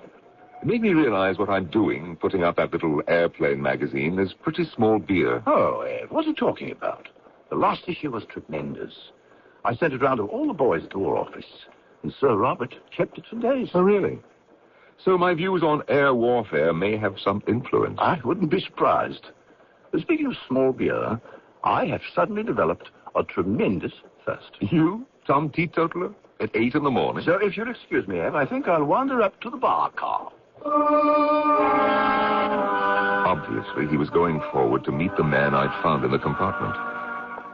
Mondays are always difficult at the magazine. Material piles up over the weekend, but that didn't surprise me. What did was a message on my answering machine when I got home. Would I please hurry over to the Brighton Hospital? Nurse. Yes, sir. My name is Everett Parker. I have a message to come to the hospital. Oh, yes, Mr. Parker. We have a patient who's been asking after you. Francis. Oh, my Lord, not again. Don't tell me. Oh, hello, Everett. You got my message? How do you feel? Not too badly. I had a good night. You've been in the hospital since last night? Oh, since yesterday morning. I fell down those cellar stairs again. Francis, let's not talk about that. Does Bill know? He should. I mean, does he know that you're in the hospital? I rode into London with him this morning. He didn't say a word about you. Well, why would he? Oh, Francis, this is terrible. You can't go on like this, married to a man who... Everett, I don't want you to talk about it. This is the second time you've had to come here to be treated. Perhaps. Well, isn't it? Well, I must be accident-prone. I mean, I keep falling down at home. I don't believe that. I never have. I don't care what it is, frustration, anger. He must not be allowed to lay a hand on you. He doesn't. It's really not his fault. Well, whose fault is it then? Look at you. Your arm is bound up. Is it fractured? Is it broken? Oh, your eyes, black and blue. To see you like this in the hands of that maniac, it's unbearable for me. Do you understand? It'll be all right. It'll never be all right. Now, I've decided. I either go to the police about this or talk to him myself. But I'm not letting this go any further. Now, Francis, you want me to do something, don't you? I guess so. I know so. Why else would you leave word for me to come to the hospital? Because I didn't have anyone else I could turn to. When are they discharging you? Not for another day, I think. Fine. I'd rather you didn't go home until I've had all this out with Bill. If he can't control himself, something will have to be done to protect you. Thank you, Everett. I'm so sorry to put this on you. I really am. I went directly to Bill Jackson's house. It was dark. I knocked. I rang the bell. Rapped at the windows. No answer. The next morning, he was not on the 8 o'clock. That night when I got home, I opened my door to find an unannounced visitor. Good evening, Mr. Parker. What are you doing in my house? I'm waiting for you, sir. I don't mean that. I mean, how did you get in? By your back door. It was open. May I identify myself before you call the police? I think you'd better. Inspector Michael Fogg, sir. My ID, Wimbledon Police. Well, what do you want from me? Information about a person by the name of William Arthur Jackson. Inspector, you may remove your hat and coat and sit down like an ordinary person. Tell me, do you chaps always wear a raincoat even when it's not raining? Mr. Parker, do you mind if I ask the questions? It has come to our attention. You may have been the last person to see Mr. Jackson alive. Do you mean he's dead? Yes, sir. We have reason to believe he may have been murdered. Oh, good Lord. You did know him? Well, yes, certainly. When did you last see him? Oh, yesterday morning. We rode into the city together on the 8 o'clock. The Brighton-London Express? Yes. Shared a compartment as we have for over 2 years. Quite aware of that. Well, I didn't know my life was such an open book. When it's a case of murder, one asks a great many questions. How did Bill die? He was discovered lying beside the tracks, 3 miles this side of Charing Cross Station. Oh, my Lord. Well, could he have jumped from the train? Possibly. He could also have been pushed. Has the War Office been informed? Oh, then you know he worked for the War Office. Oh, yes. Also know his bureau chief, Sir Robert Leeds. He happens to have contributed to my magazine. And that would be airspace. I see you've done your homework, Inspector. William Jackson and I were more than casual acquaintances. As I said, we've ridden that train 5 days a week for over 2 years. Would you be good enough to tell me what you remember of that last train ride? And I'll try to recall as much as you can. Your testimony could be quite crucial to this investigation, as well as establishing your innocence or guilt. Oh, come now, Inspector. You're not saying that I'm suspected of pushing Jackson off the train. At this point, anyone and everyone is under suspicion. Please proceed. Tell me what occurred that morning. I told the inspector that William seemed in a good mood. I mentioned the man with the red face, whose identity still escapes me, and that I'd followed William to the bar car, where I found the two of them arguing. The inspector took it all down, thanked me, and said he'd return in a few days. I went directly to see Frances, Mrs. Jackson. Everett, I'm so glad you came over. I'm glad you're home from the hospital. Are you feeling better? Yes. Better and worse. And frightened. The police were here. I didn't know what to tell them. A nice inspector who wanted to know why Bill might have jumped. Well, I had no idea. And if he didn't, then why would anyone want to push him out? Anything else? How well did I know you, and were we good friends? I said we were. Everett, who could have done such a thing? Well, the impression I got is the police think it might be me. You? Oh, Everett, that's terrible. You, of all people. Why do they suspect you? What did you tell them? All that I know. There was a man in the compartment when I got there. He and Bill were talking, and then later both of them were having angry words together in the bar car. You know the man? I think so. I know him from somewhere. Well, then they left the bar car. They didn't see me. I ducked behind a newspaper. I thought they were going back to the compartment. So it's still an open question. Did Bill fall? Was it an accident, or was he pushed? Francis, he did not fall. There is no way anyone could fall out of the train between the cars. They're locked to one another with a concertina passageway. Somebody opened the outer compartment door The one you alight from at the station. and forced him out. Since I was sharing the compartment with Bill, that's why I am a prime suspect. It's a little unnerving. Why only you? What about that other man? I'm having a hard time making anyone believe he existed. He had a very red face, heavier than I am, older. Does he sound like someone Bill had dealings with? Oh, Bill had rather a life of his own, you know that. For one thing, his work at the War Office was very secret, and then there were people he spent time with he never introduced me to, or brought home. It was one of the things we fought about. Why he wouldn't take me into his confidence. I knew he had another life, but he kept denying it. What made you so sure? Well, he couldn't account for hours and days of his time. He'd pack up and not tell me where he was going or when he'd be back. Couldn't it have simply been some project for the War Office? The last time he was away, I called the War Office, and I spoke to Sir Robert. He said Bill had asked for leave, and he was surprised that I didn't know where he was. So you see, Bill could have had dealings with half a dozen red-faced men, and I'd know nothing about it. Of course, the two of them meeting on the train could have been a coincidence and nothing to do with Bill's death. Why do you say that? That's what I hope. If that red-faced man had a hand in it, then he knows I saw him and I would give evidence he was on the train. so he might not hesitate to do away with me as he had Bill. It wouldn't be safe for him to let me live. Oh, no, Everett. Now, wait. Carl Carson, that's who he is.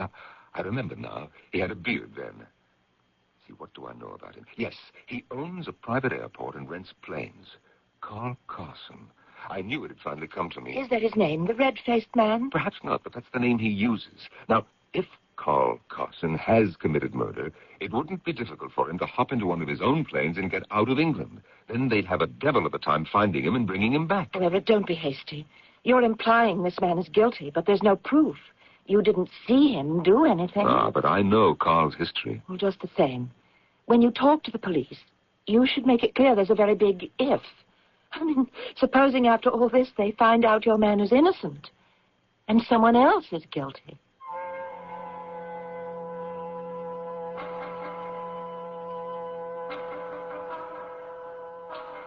This may be the occasion to quote Blackstone, who said, "It is better 10 guilty persons escape than 1 innocent suffer." Frankly, at this stage of the plot's unfolding, I haven't a clue who is guilty of murder. But I hope, along with yourselves, to learn more when the curtain rises shortly in Act 2.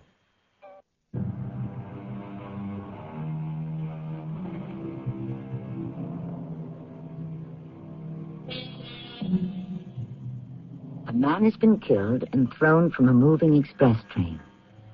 His widow is not weeping for her deceased husband. A magazine editor is suspected of having had a hand in the death, and he believes another man is involved. A man with a red face. Mr. Parker, I appreciate your assistance in identifying this man you allege was on the train. Allege, Inspector? But there is a more important matter that concerns the department. We're on the point of holding you as a material witness. Mind you, you're not being accused of the crime, although we have reason to believe you may have a motive. You come to my house to tell me this? I came for a statement. Before I call my attorney, would you mind telling me how you have come to such a conclusion? A rather clear case of chercher la femme, I would say. Well, would you mind repeating that in English? The lady, sir. We have evidence that supports the theory of your interest in Mrs. Jackson, and we have witnesses who have confirmed it. May I be told what they have said? I don't have the transcript at hand.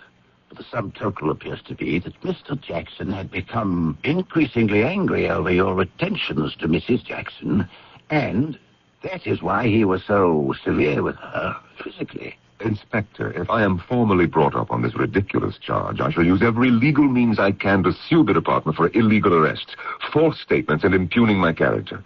Now, if you will be so good as to hand me my telephone, I would like to call my attorney. My attorney told me to keep cool, cooperate fully, that he would keep tabs on what evidence was being collected. I drove out to Cheshire, to the airfield out of which Carl Carson's air livery operated. Anyone here in the office? Oh, I didn't see you. What could I do for you? I'd like to rent a plane. Well, you'll have to talk to Mr. Carson. I'd like to. Okay. Mr. Carson. Who is it, Olivia?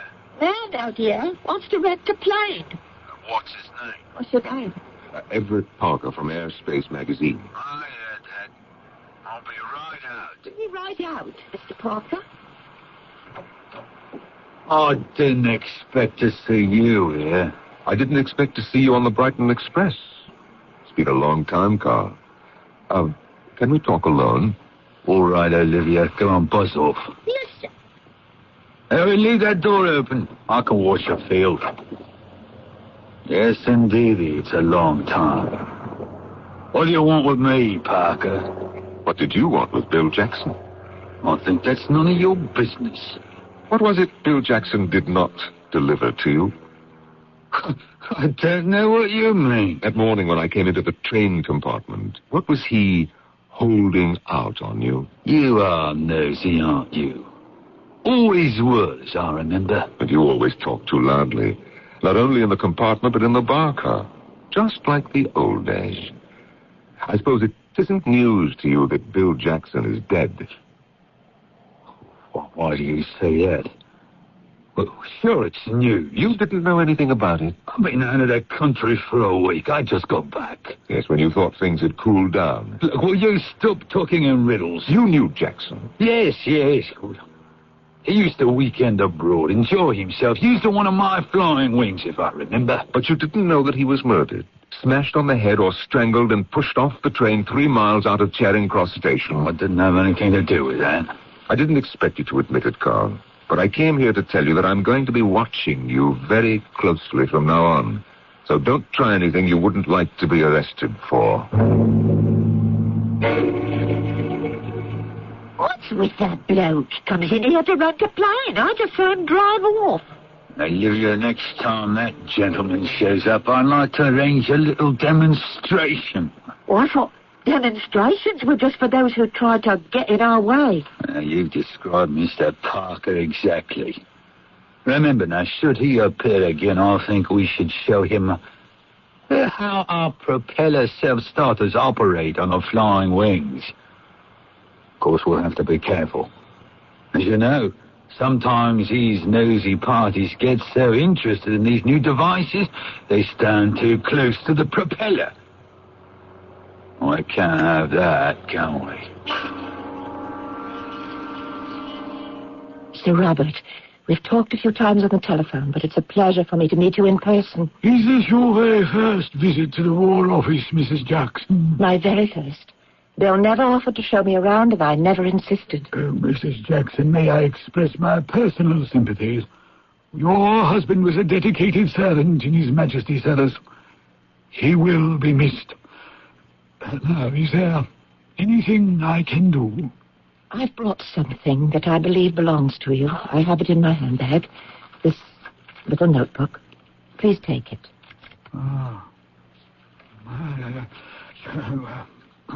Where did you say you got this, Mrs. Jackson? I didn't say yet. It does belong to you, doesn't it? You are going to tell me how it came into your possession. I suppose now that Bill's dead, it can't hurt him anymore. Tell me, have you looked into this notebook? Yes, and I have a pretty good idea how dangerous it is. Do go on. Bill used to get up before me. He'd have a quick breakfast and run down to catch the 8 o'clock. One morning I woke up when he was getting dressed, and I saw this notebook fall out of his pocket. This was in your husband's possession? Yes. I saw all those names of all those people in the different countries, and I guessed what it must be, and I hid the notebook. And that night he came home and asked me for it. I said I hadn't seen it. He hit me so hard that I ended up in hospital. He'd do that, flare up, uncontrollable. I never saw Bill alive again. Well, this is very serious, Mrs. Jackson. I'm afraid I shall have to ask you to remain. You mean here? For how long? That I can't say. Stanton, I'd like you to come in, please, and bring the machine. I haven't done anything wrong, have I? That remains to be seen. I've never told a soul about this, not till now. I knew they were names of our intelligence people in those communist bloc countries. I knew it right away. How did you know that, Mrs. Jackson? Because I guess I really should tell you everything. Stanton, start your machine, then sit over there and take notes. Give me the microphone. Yes, sir. This is Mrs. Frances Jackson, widow of William Arthur Jackson, formerly in the employ of the D2 Section Intelligence Division, the War Office. Mrs. Jackson, we will continue at the point where you told me how you knew the notebook you have just handed me, which was in the possession of your late husband, contained a spy inventory. Are you recording what I'm saying? Yes. Now, please, go ahead, Mrs. Jackson. My husband and I had several quarrels over the past 6 months, during which he frequently hit me. He frightened me so much that I never told anyone what these quarrels were about, not even our very best friend, Mr. Everett Parker. Would you mind spelling that name, please? Everett Parker. Although Everett, Mr. Parker, had seen me a few times pretty badly bruised, I never told him why or what it was about. Well, Mrs. Jackson, what was it about? Suddenly, about 6 months ago, Bill seemed to have a lot of money. He told me he'd had a winning streak. First it was the races, and then the football pools, then the races again. And then there was that telephone conversation. You overheard the telephone conversation of your husband's? We have an extension telephone in the bedroom, and I wanted to call my mother. And I picked up the bedroom phone, and I could hear Bill talking on the downstairs phone. And he said, "No, names of plans I can't get, but names of people I can." And then I heard him say, "Francis, is that you on the upstairs phone? I can hear you breathing." Of course, I was frightened to death. I hung up quickly, and I locked myself in the bathroom, and he came upstairs and he pounded on the door, and then the phone rang, and he went to answer it. And when I came out, he had left the house. How did you associate that experience with this notebook? He used to joke about the 4 men who had spied for the Soviet, sold our secrets to them, you know. There's always room for the 5th man, he'd say. And I knew he wasn't just joking. He was testing me to see how I'd take it. And then one day, I found a letter with the number 5 under the doormat. The next day, it was gone. So you presumed your husband had removed the letter, and that he was indeed the 5th man? I hated to believe it, but I knew it was true. Oh, Sir Robert, this is so painful. Could I stop now? Oh, yes. That will do for our first session. Stanton, take the tapes and have them transcribed, and arrange for Mrs. Jackson to have a 24-hour protection. I'm placing a 24-hour guard around you because, well, my dear lady, undoubtedly, enemy agents will have you followed, and I don't wish any harm to come to you. Is that really so? Right here in England, in peacetime, there are enemy agents? Oh, yes. We're not the only ones who plant agents in other countries. Theirs are right under our noses here. Shall I stop the recorder now, Sir Robert? By all means. Mrs. Jackson, we shall get a message to you by hand to arrange for a further taping session. But I could call you as I used to when Bill worked here. Don't use your telephone to call me. There's a 100% probability that it's not a secure phone. Not secure? We must assume it has been tapped by those with whom your husband had dealings. Now, you mentioned Everett Parker, a friend. I know him. Don't talk to him on your telephone about coming here. Don't say anything to anyone about your husband's death. But people will call me to extend condolences. What do I do about that? Accept the sympathy matter-of-factly. But if they ask what happened, how did it happen, don't volunteer any information. I understand. The average person has no idea how ruthless agents can be. Stanton. Yes, sir? I want a lady operative to guard Mrs. Jackson. Miss Davis will do nicely. Yes, Mrs. Jackson, as soon as Miss Davis can be rounded up, she will leave with you and remain with you, by your side at all times, until further instructed by us. Now, good day. And again, thank you.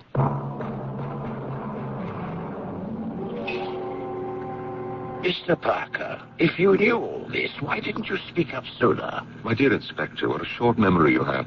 Right in my house, I told you about Carl Carson, but the department had already made up its mind that I had done away with Bill Jackson. Yes. How far is Carson's airfield from here? Sit tight, we'll get there as fast as I can. My head will roll for this if I don't apprehend the right party. When did you finally decide that Carl Carson was your man? And we've lifted a set of his fingerprints from that compartment door handle. Well, how did you know they were his? Regulation left over from the war. All people connected with the private airport, owners, managers, pilots, maintenance, and so forth, must be checked. Their fingerprints are on file. We ran Carson's through the computer, and there he was, up in Cheshire. I knew him during the war. There were some shady transactions involving stockpiles of unused weaponry, which found its way into the wrong hands.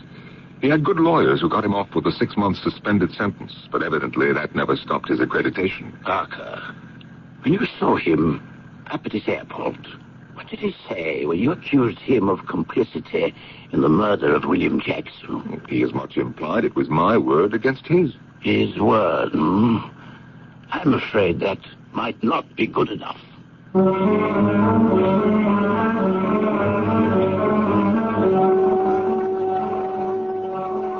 Countless experts in the law agree with the premise that they have never known a guilty person to plead anything but innocence. Admission, one way or the other, seems to have nothing to do with clean hands or dirty work. To sort it out, to arrive at the truth, we rely on evidence, scientific and sworn-to facts, and juries. And even they sometimes can be mistaken. I shall return shortly with Act 3.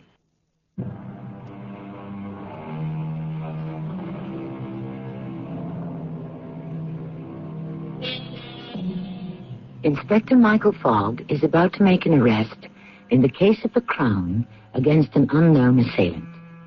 The evidence he has is as conclusive as fingerprints can be. Theorizing that the killer throttled his victim, then opened the compartment door and pushed the body from the train, those fingerprints that obscured all others must point to the murderer.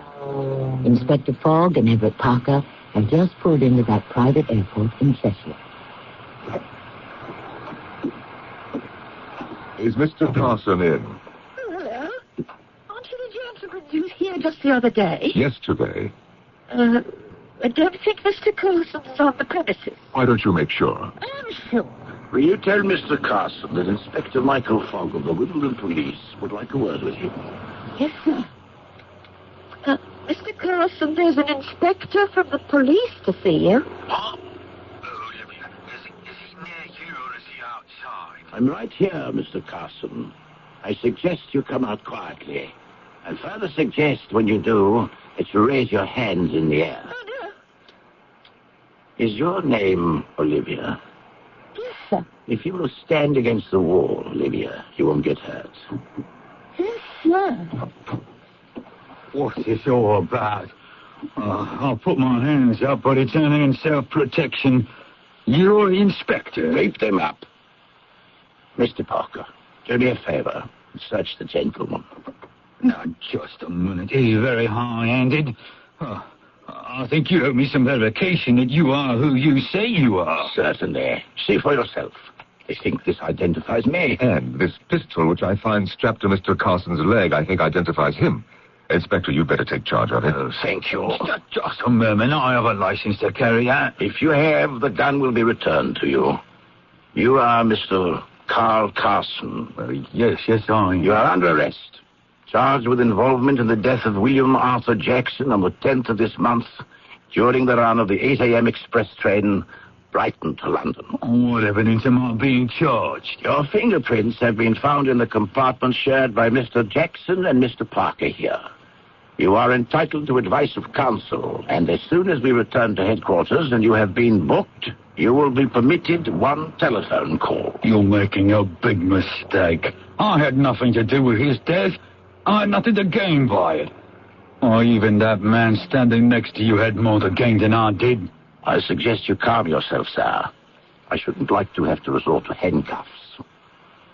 If you maintain self-control, we can all have a pleasant ride back into town. No handcuffs. I'll be all right. You are entitled to as much protection under the law as anyone in England. And if we have made a mistake, you may be sure we shall acknowledge it.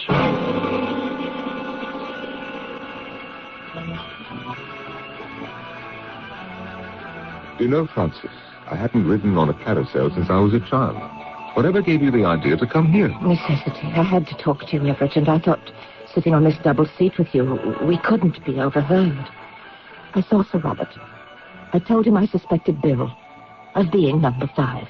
Number 5? What does that mean? And to remember those 4 traitors who sold out to the Soviet. I believe Bill was the 5th man, and that is why he was killed. By the Soviet? For something he did they didn't like, or perhaps they thought he was a double agent. I've read about that. We might have added another piece to the puzzle.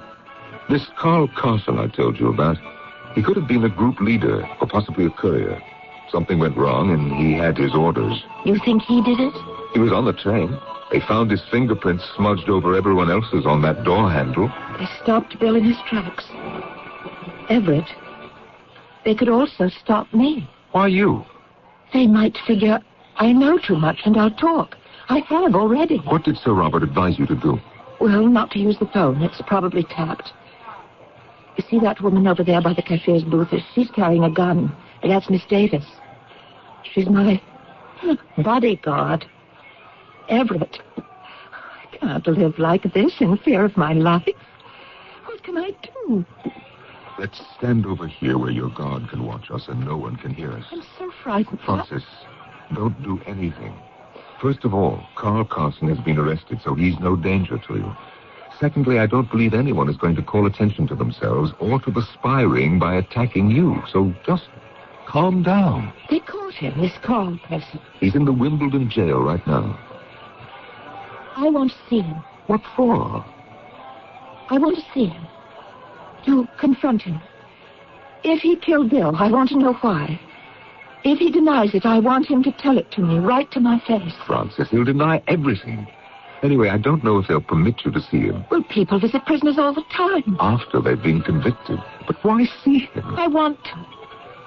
Face to face. I thought you just said you were going to put all this behind you. Well, all right. I'll give it a try. I'll talk to the inspector, but don't be surprised if they say no. Can you find out today? Now? If the inspector is in, I'll talk to him. And when will you let me know? Well, I have to go up to London tomorrow morning as usual. I'll phone you from the station. Oh, no, don't telephone. I'll meet you there. 7:45, before the train gets in, all right? By the newspaper kiosk? Francis, I wish you weren't so determined to go through with this. It's almost ghoulish. I have my reasons. You're not thinking of something mad, are you? Shooting the man or something. You'll never get away with it. It's hard to make you understand. You know, there wasn't any love between Bill and me. But I still want to see this through. It's like putting a marker on his grave. If that's the man who did it, I just want to look at him. Once.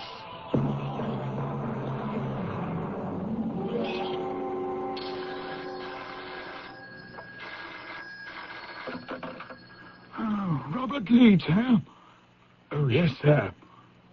Oh, that is bad news. Did you say 6 of them? Oh, my lord, I was hoping this list of our agents hadn't yet been transmitted to the other side. Oh, what I mean is, when Mrs. Jackson brought me that list, I hoped her husband hadn't yet passed the information along. 6 men. Oh, terrible. Which ones? Oh, 2 by umbrella dart. Strangled. Oh, motorcycle accident. Terrifying. They must have got to them right away. No, we have nothing definite yet, sir, on that. Yes, sir. Good night, sir. I learned later that 6 of our men had met death the same day, each in the country to which he was assigned. All the work of Jackson and his list. It was something I could not and would not pass along to his widow. The following morning, I was at the Brighton station. The 8 o'clock for London will leave Brighton on time. Francis, over here. Oh, good morning, Everett. I was awake all night thinking about this. What did the inspector say? Did you reach him? I spoke to him last night. He said he saw no reason whatsoever why you should not have a talk with Carl Carson. He might even welcome it to prove he's innocent. When? Did the inspector say when? I didn't set a time. I thought you'd arrange that yourself. I told him I was meeting you at the 8 o'clock train, and I'd tell you. And what time do you get back from London this evening? Well, I plan to stay over, actually. It's 2 days before we go to press, and there's always last-minute work to be done on the magazine. It's only that, if this man is, you know... A murderer? I just don't want to see him alone. They're not going to let the 2 of you be in a room alone. Whatever made you think that? There's a screen barrier between the prisoners and the public, and there'll be guards everywhere. Well, it's not that. It's just that I'm not as brave as I thought I was. I need you. Of course, I understand. It's too much for you. I wish you hadn't thought of it in the first place. Besides, supposing Carl Carson says no. Why don't you wait till the day after tomorrow, and I'll be here for the weekend, and we can go together to discuss it a little more. Francis, it really might be harmful to you. But if I decide to, you will go with me? Yes, of course. You will. Thank you. I just won't feel it's all resolved, you see, until I do. Oh, here's my train. I'll stop by your house Saturday morning. Parker, wait. Inspector, what is it? Oh, I'm glad you told me where you'd be. Inspector, I can't talk to you now. I'll miss my train. Don't go, Parker. Carl Castle has escaped from jail.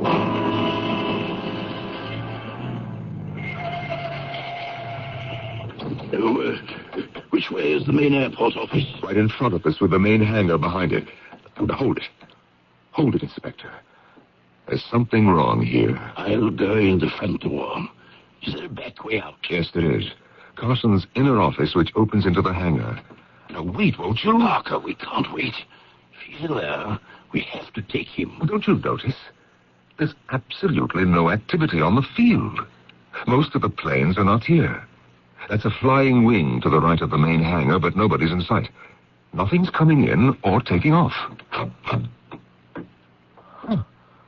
I've a feeling there's no one in here. The door to Carson's office is open. There's no one in there either. He's had 4 hours head out. He could have taken off in a plane and gone anywhere.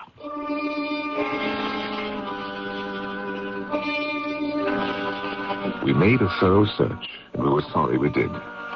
Outside, lying right in front of the flying wing, was Carl Carson, or rather what was left of him. It was inconceivable to me that a man who'd lived so much of his life around airplanes could have deliberately walked into a propeller. So, you don't think it was an accident? No, it's not possible.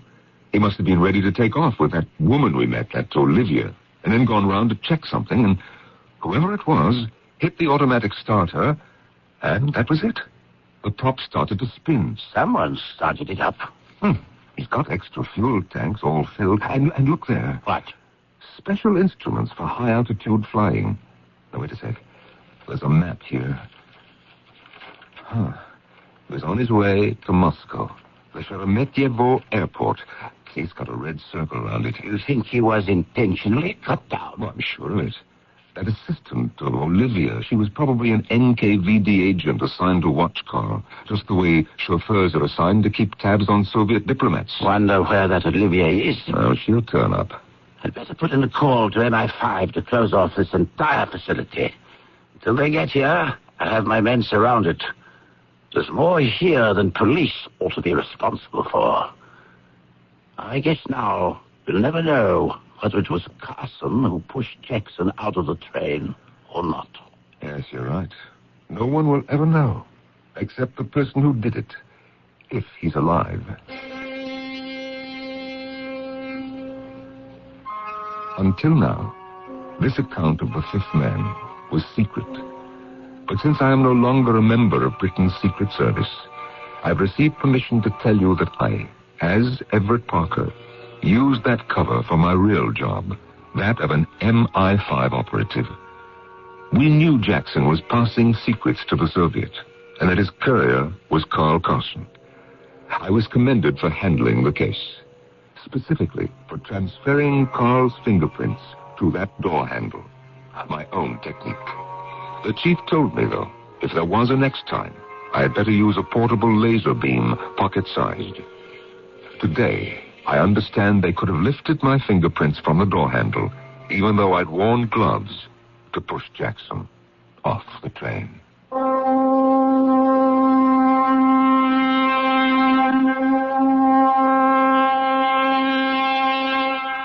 Strictly speaking, a spy can only be sentenced to death by a military tribunal in time of war. However, the fifth man was more of a one-man fifth column.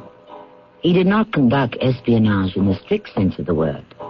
Having obtained a government position of trust, he betrayed that trust, and therefore died the death of a traitor. MI5 saw to that. I shall return shortly.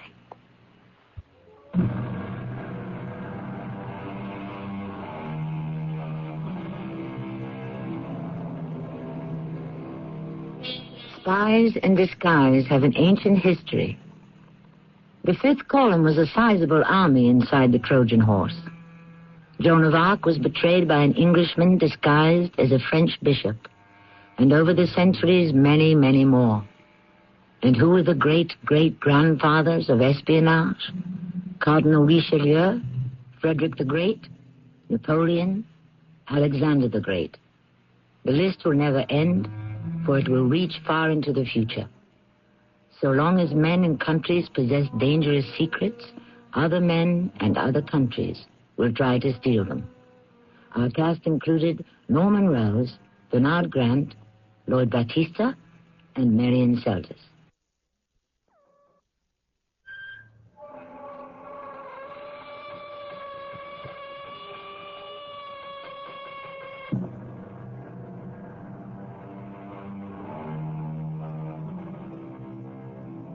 Time on KRLD. The CBS Radio Mystery Theater presents...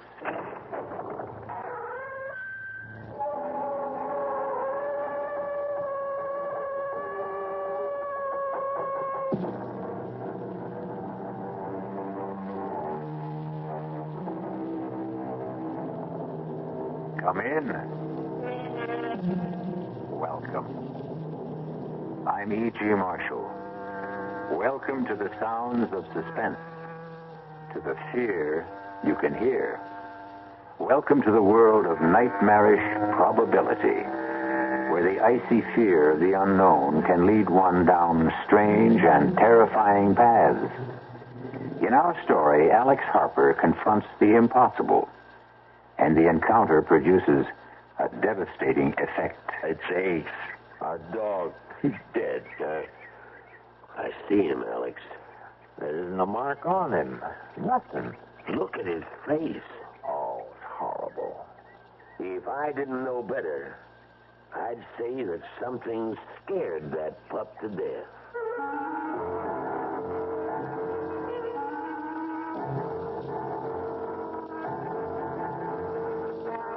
Our mystery drama, The Edge of Death, was written especially for the Mystery Theater by Saul Panitz and stars Patrick O'Neill.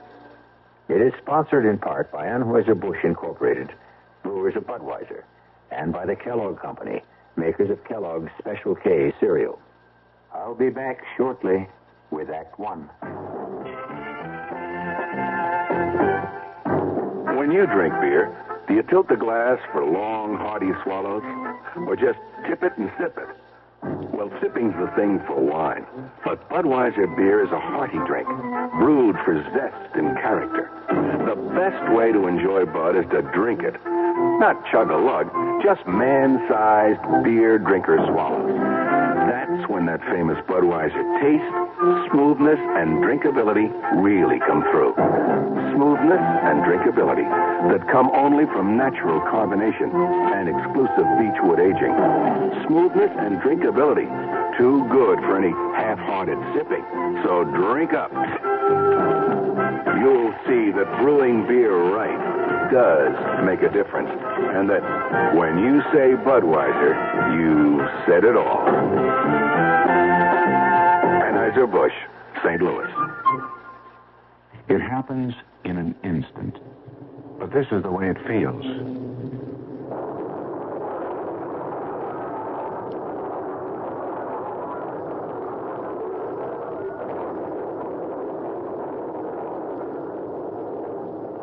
The driver was speeding, but the crash goes on and on, almost in slow motion.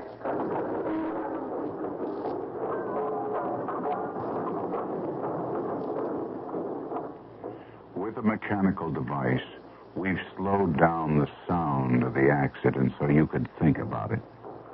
If the driver had slowed down, there probably would not have been an accident.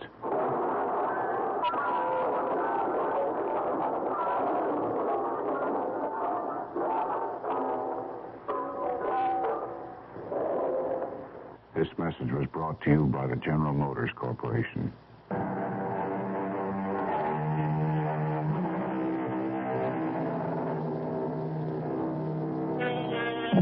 Meet Alex Harper, farmer. Right now his left arm is in a sling. heavily bandaged to protect the more than 20 stitches. Just a small accident on his tractor. First time in his 28 years as a farmer that he'd ever suffered more than a slight sprain or a minor bruise. It is a late August morning, an unreal sky, so blue it almost hurts the eyes to look at it. Even now, there is a promise that the cool dampness of the morning will soon yield to the stifling heat of the prairie sun. No matter what you say, I still don't think I ought to leave you alone. Who said I'm alone? You hear what Judy said, huh, Ace? Oh. Can't you be serious for a second? Oh, because I think you should go. Now, we've been over this a dozen times. Something was to happen. I'd never forgive myself. Oh, what if the sky fell down, Chicken Little? Well, your arm. It hurts, doesn't it? Did I say so? Oh, whenever you get this way sarcastic, you're covering up. You can't fool me. Take another pill. Another one, and I'll be going around like a zombie. And I'll ask Doc Stevenson if he can give you something else. But I don't want something else. Now, you go on, get your annual checkup, do a little shopping if you like. But I still think I ought to be here. After last night. Oh, boy, last night again. I'm not a hysterical woman. I didn't say you were. Well, you thought so. Well, you get me up out of a sound sleep and insist that there are lights and noises. No, I heard something last night. It wasn't a rabbit or a deer. There was a flashing light. I'm not an idiot, and I haven't got that good imagination to make it all up. And now I'll go.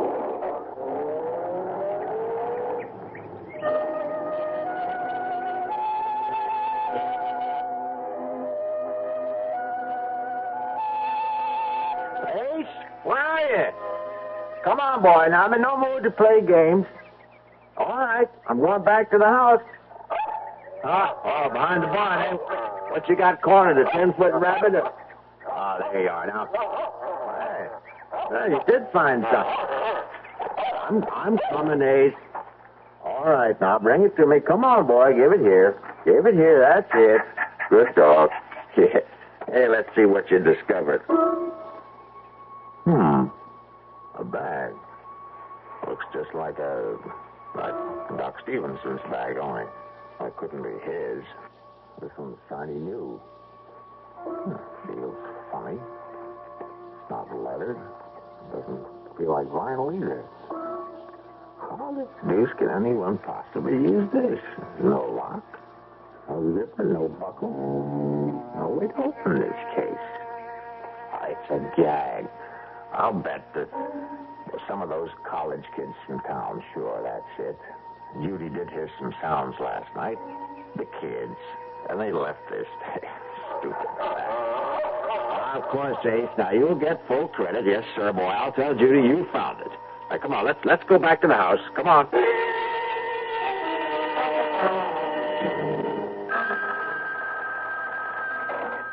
That's you, Alex? Doc, hello.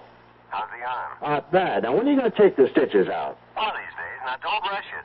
That's a mighty bad tear. Will you level with me? Shoot. Will the arm be as good as new? Well, not really. Some of the muscles were torn. Well, you'll have movement, but there will be limitations. You were lucky that it's the left and not the right. Yeah, lucky. And you'll end up with a beautiful scar. Say, Doc, is Judy still there? She left about 30 minutes ago. Did she check out okay? Well, there are some tests that will take a few days. But from what you could see. Well, that's the real reason I called, Alex. There is something? There is. Well, not serious. Yes and no. Oh, what the devil does that mean? Well, it's your heart. And before you jump to conclusions, listen. If she watches herself, obeys a special diet, there's no reason why she shouldn't live a normal span of life. Did you tell her? Oh, only that it's a rather common condition that can be controlled. She's not alarmed, and she needn't be. Now, I mean this, Alex. I've seen patients like her do almost everything they used to do and go on and on. Almost. Oh, Doc, last time you dropped by, let's see, that must have been at least a week ago. More like 10 days. By any chance, did you leave something out here? You aren't missing one of your black bags. Huh.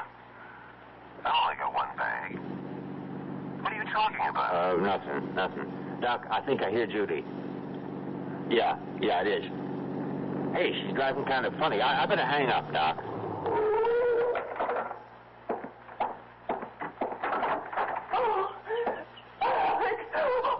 Easy now. Whatever it is, you're home. I'm so frightened. Oh, sure. A few miles past the Clearwood Sanitarium. You know the big curve through the woods? Yeah. I slowed down. Well, would you rather talk about it a little later? You're shaking all over. Now, come on inside, Judy. I'll make some tea. Come on. Yes, like that. Inside. With the walls around me. Oh, Alex. Yes? We're in danger, Alex. Oh, now, Judy. I saw him. I tell you, I saw him. Who? Death. Alex. I saw death.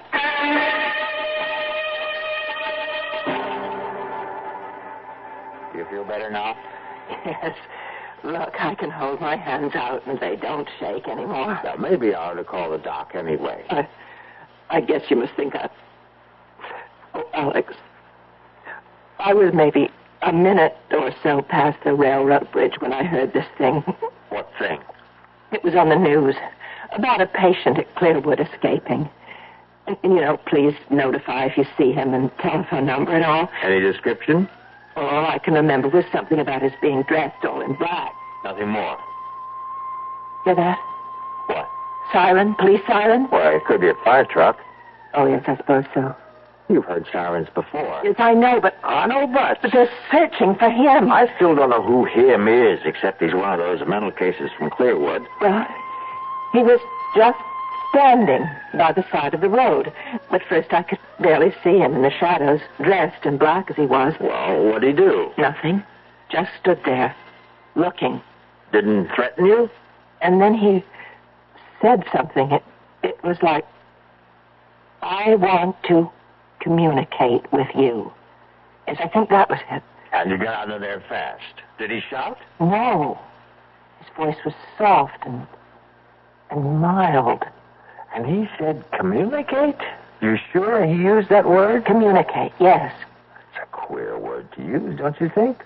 I mean, most people would say talk. I want to talk with you. Communicate. I know what I heard. I looked up when I heard him, and by now he was in the sunlight, and I could see him clearly, just a few feet away. Alex, he had no face. Now, Judy. I know what I saw. There was no face. I'm not hysterical, and I saw him. Now, if you say so. Oh, why don't you believe me? Because I can't conceive of anyone without a face, that's why.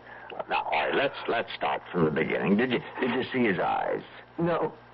Was he wearing a hat? Yes, a black one.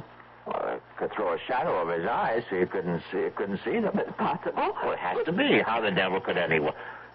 He could have been in an accident, surgery. But how would he... All right, let's go on. Now, what about his nose? No, I didn't see any. Could be the hat again. Mouth? His mouth, Judy. You see, if the sun was hitting over his shoulder, then there'd be a shadow from his hat. In that case, the mystery's over. You're trying to make me feel like a fool. I don't care what you or anyone else thinks, but I saw a man with no face. And you can know what you can do with your theory about the sun and the shadows. I don't know about flying saucers, and I don't take pills, and I don't smoke pot, or whatever they call it. And I'm not crazy in imagining things. For your information, Alex, my eyes are still 20/20, and they saw... Oh, God help me. A man without a face.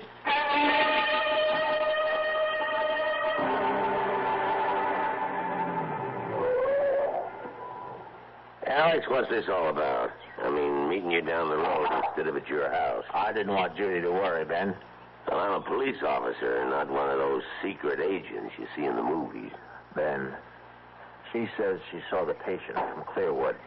Is that why you got me out here like this? He escaped. You make it sound like he's Jack the Ripper. Because he's from Clearwood, you got the idea he's a raving, homicidal maniac. Oh, sure. All they've got out there are a bunch of lovable folks who are just a little mixed up. You're really upset.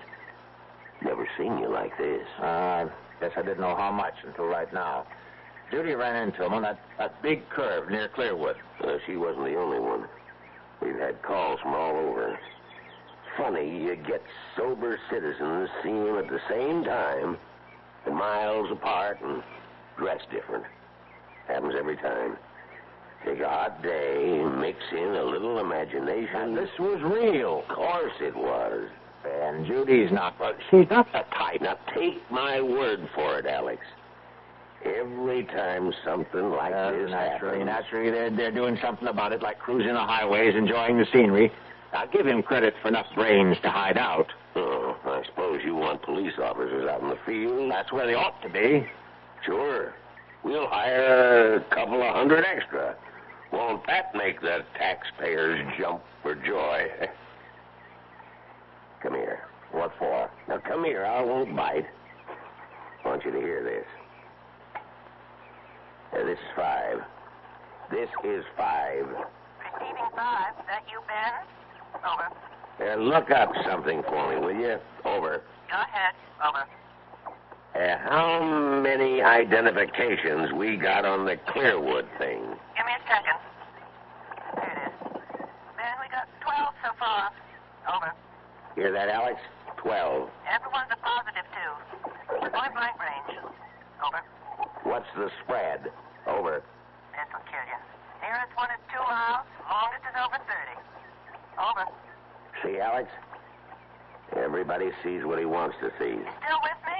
Over. Yeah, right here. Over. Something you might be interested in. Over. Standing by. One of the boys here says it must be some kind of a... calls it mass hysteria or something. About half the identities claim this guy is nothing like anything you or me ever seen. Like how? Get to it, will you? Well, they say they had a close look and that he ain't got a face like you and me.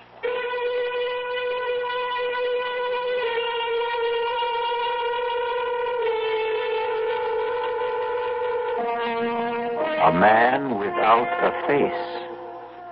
Judy is not the only one. But think for a moment. In this last part of the 20th century, and its attendant wonders and discoveries, what is true and what is unreal? Is there anything no longer possible?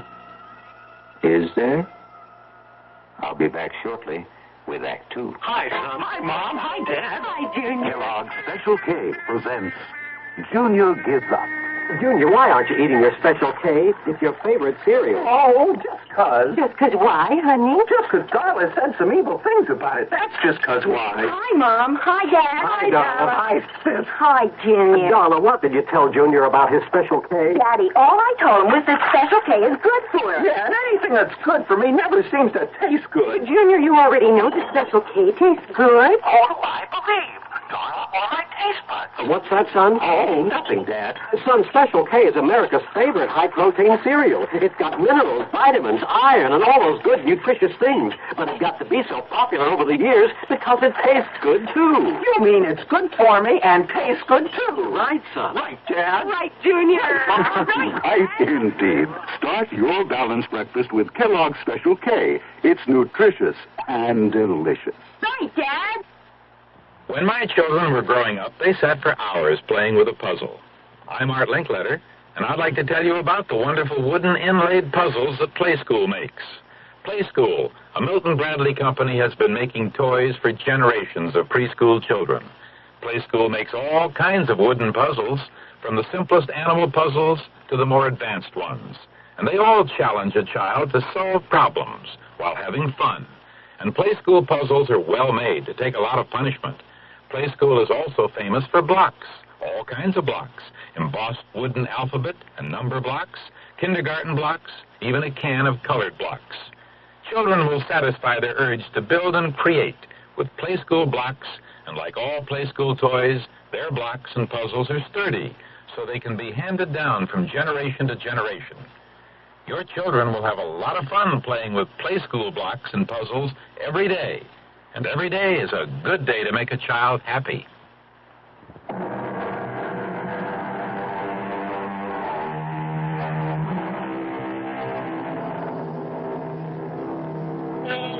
Well, the doubting Alex knows that there's nothing wrong with his wife's power of observation.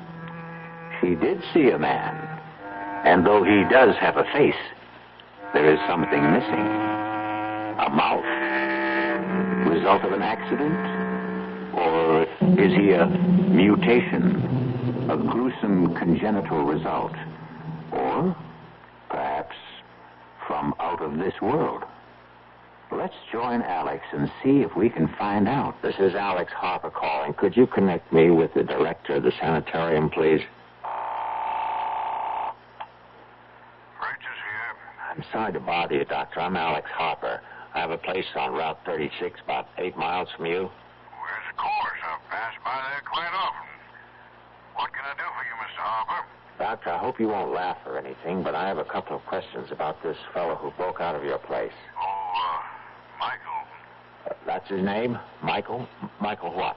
Well, now, we have no full identification. He gave us only his first name. But he was a patient at Clearwood, wasn't he? In a sense. Was he or wasn't he? Well, only for one day. You see, Michael is a rather unique case, most unique. In all my years, I've never seen anything like him. Look, I have to speak low because I don't want my wife to hear. She's in the kitchen and she's plenty upset already about your Michael. But she's seen him? Where? Have you notified the police? Well, I thought I'd speak to you first. She saw him, and from what she says, she's either crazy or hysterical. And I can tell you, she's not either one of them. Oh, Michael is, well, he's different. Different? That what you call a guy without a face? Without a... No, he has features. The eyes, nose, and the rest of it? Well, of course. Then my wife, she didn't see what she says she saw? No, I haven't said anything like that, Mr. Harper. What I was referring to was his appearance, not his powers of reasoning or social behavior, because, quite frankly, he didn't talk to us.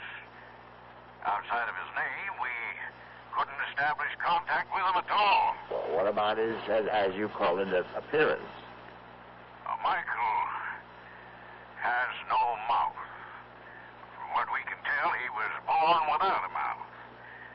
We don't know how he communicates, or if he does at all, or how he manages to ingest food. Truth is, he wrote his name on a scrap of paper. You see, Michael may be something quite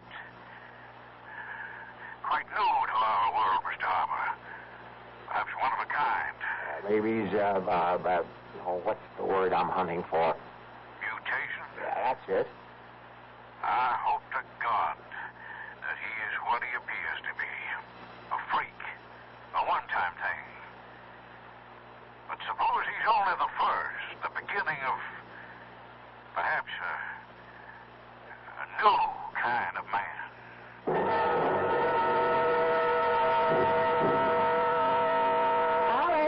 Be right in. Uh-oh. What were you... Oh, no. Oh, it's only an old ashtray. No big loss. How'd that happen? I got up when you called, and this case was on my lap, and it fell off. Well, you'll pick up the pieces, won't you? I've got something cooking. Sure. Hey, it's open. Judy, the bag is open. What's open? Oh, well, never mind. Well, what do you know? Hey, will you look at this? Now, Alex, you want me to ruin supper? Well, it's almost like a miracle.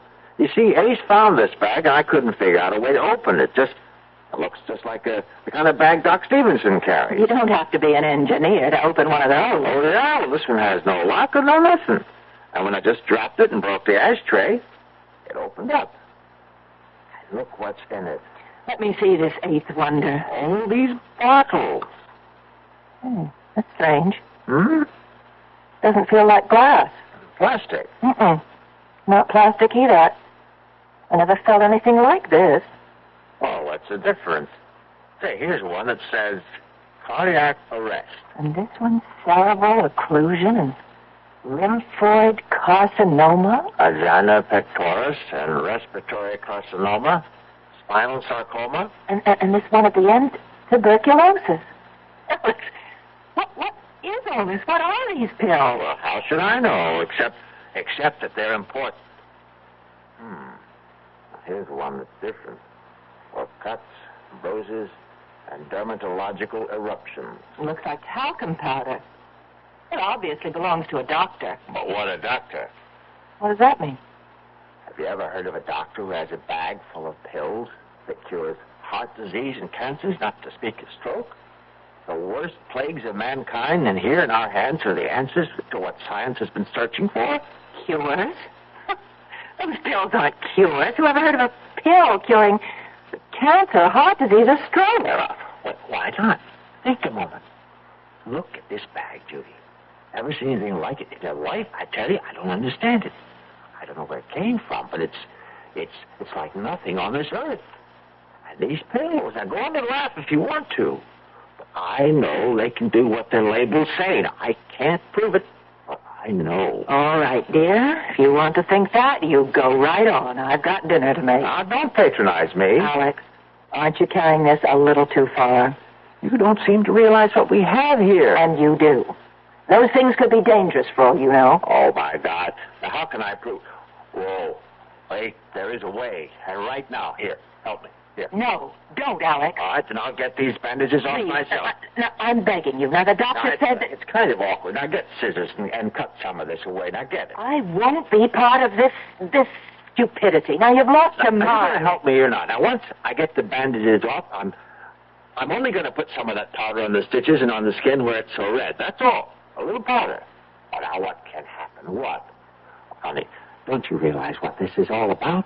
If this should work, and it will, you'll see. Then those pills for cancer and heart... See now? Alex, these things happen in stories, but not... It's for you. You'd be well. Don't you understand? When Doc told me what he'd found, that you had a heart condition, But he assured me it was nothing to worry about. The old bedside manner. He wanted to break it to you easily. Did he tell you that it No, was... I can't say that, but how can heart disease be anything but serious? So when somehow the bag opened and I saw what was inside, I couldn't think of anything but that you could be cured just like that. Oh, honey, I love you. Alex, I guess it's all right. Where are they? Here they are. That's better. Now, careful now. You don't want to cut those stitches. Good. That's fine. Skin is so red. Sorry, looking mess. I know. Now, please give me that bottle of powder or whatever it is. Alex. Please. Here. The bottle is warm. Well, it's a hot day. Oh, it feels as though it's generating the heat itself. Isn't that wild? Judy, will you do the honors? Just shake some all over. All right. That should do it. A little more. It's all covered. That ought to do it. Feel anything? Not yet. How long do you think it'll take? That is, if it... Well, it hasn't even been 30 seconds. I suppose it'll take a little time, though.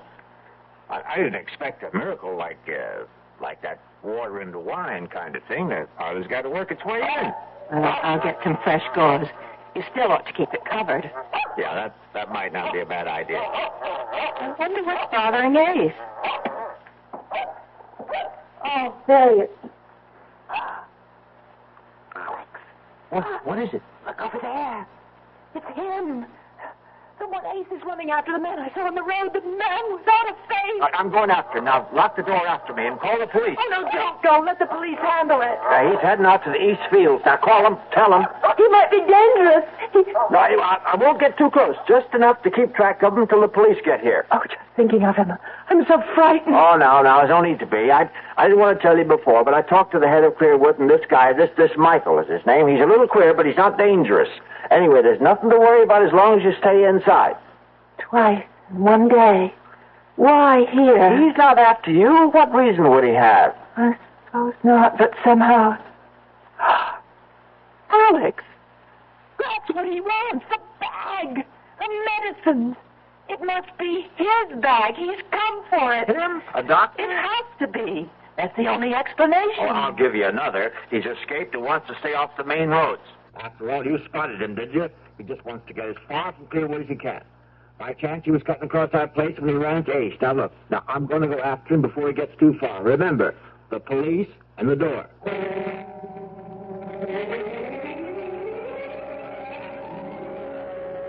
Now, don't get your dander off, Alex. We've known each other too long for that. You just show me again where you saw this fella last. Then I know that a good cop ought to be skeptical, but by God, I saw him run under that tree, then up and over that fence. Now, why would I lie? I don't mean to make out that you did any such thing. It's just so darn queer. Huh? Look for yourself. Look at what? That's it. Nothing to see. Oh, come on now. Let's stop this rustic routine. No footprints. Prints? Feel the ground. Soft, isn't it? So it's soft. Then where are the prints? You say he was running? Yeah, with Ace right behind him. A man running puts down a mighty heavy print. Heavier than if he was walking. He could have gone across these rocks? Could have. But nobody could jump from rock to rock. That must be 20 feet between them. Yeah. Unless he can fly. Must be clear out of the county by now. How do you come to that conclusion? Ace. That's why. We were anywhere near that there Michael, we'd be hearing Ace. You know he's always been a noisy dog. Well, he could have lost interest and run off after a rabbit or a woodchuck. Yes, maybe. Something right over there, Alex. To your right. Grass is too tall. I can't see a thing. Something black. This side of that thorn bush. I see it. He's wearing black. Everything black. Yeah. Come on now. Stand up. Now, I'm telling you for the last time. Put up your hands and come out. Now, I'm going to fire a shot in the air, and if that doesn't fetch you, I'll put the next one into you. Ben, I don't think he's coming out. You won't shoot, will you? Just you watch. But he isn't armed. How do you know that? Well, if he was, he could have cut you down. Standing up, you make a beautiful target. You got something there. I'm going in. I got an idea. He's so scared he can't move. Now, don't be stupid. Come back. Oh, my God. Of all the stupid things... Oh, it's Ace, our dog. Dead. Yeah. Gee, I'm sorry. Oh, there isn't a mark on him. Look at his face. Oh, it's horrible. If I didn't know better, I'd say that something scared that dog to death.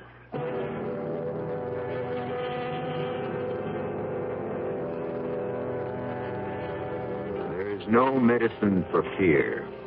The icy chill that reaches out with frigid fingers to clutch the heart. The shadow of the inexplicable Mr. Michael hovers close by, and the lives of at least 2 people will be irreparably altered. We'll find out how when I return shortly with Act 3. Who knows how to help you solve your shopping problems? The Better Business Bureau knows. I swear I never saw so many mattresses in one store in my life. I just don't know what to look for. I'm so confused. I'm here to take care of your confusion, madam. You know, you could start by reading the labels on the mattresses. Oh, sir, who are you? I'm the man from the Better Business Bureau. You know, by law, every mattress must carry a label listing the materials used in the mattress. And don't forget, madam, that there's a new law that all mattresses must now be flame-resistant. Oh, thank you, sir. And be sure to read the guarantee and find out what it covers and for how long. Just another consumer tip from your Better Business Bureau. Yes, who is it? Hi, I'm your new neighbor, Steve Williams, in 107. Oh, how nice to meet you. Well, come on in. It's a pleasure. Thank you. I see you've got a measuring cup. And now let me guess, you ran out of sugar. You're a bachelor. Oh, yeah? As a matter of fact, I was wondering if I could borrow some prunes. Prunes? Prunes? I know. I'm sorry. Did I tell a joke? You Yeah, I've thought a couple. There are still a lot of people who laugh at prunes. But now, quite a few are finding out how good they really are. Because pound for pound, prunes have 8 times the vitamin A of the leading fresh fruit. And more iron, niacin, and vitamin B2 than the 5 leading fresh fruits. They're also a great natural source of quick energy.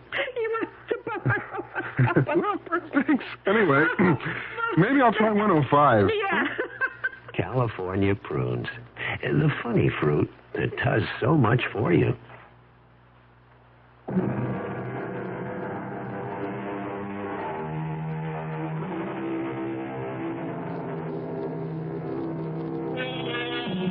The family dog has died mysteriously, and the presence of Mr. Michael is as real as if he had knocked at the front door.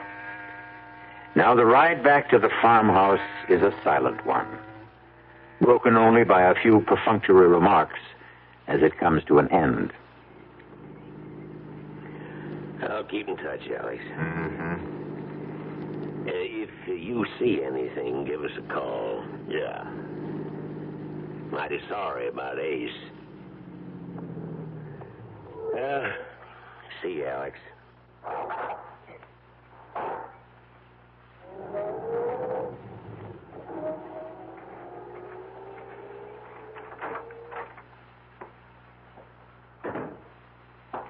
You okay? Okay. Is that Ben in the police car? Yeah, it's Ben. Oh, you should have invited him in. I guess so. I just didn't think. Judy. Did he get away? The man who... Oh, Ben thinks he's out of the county. Oh, I hope so. Judy, we were following Ace. Alex, And look at it. It's a miracle you were talking on that about. bed, and we were over in the Call the north doctor. field. He'll drop everything and come out when you tell him. And I was the one who didn't believe. I don't understand you. I thought you'd be jumping up and down because what you said would happen did. So happy for you. Huh?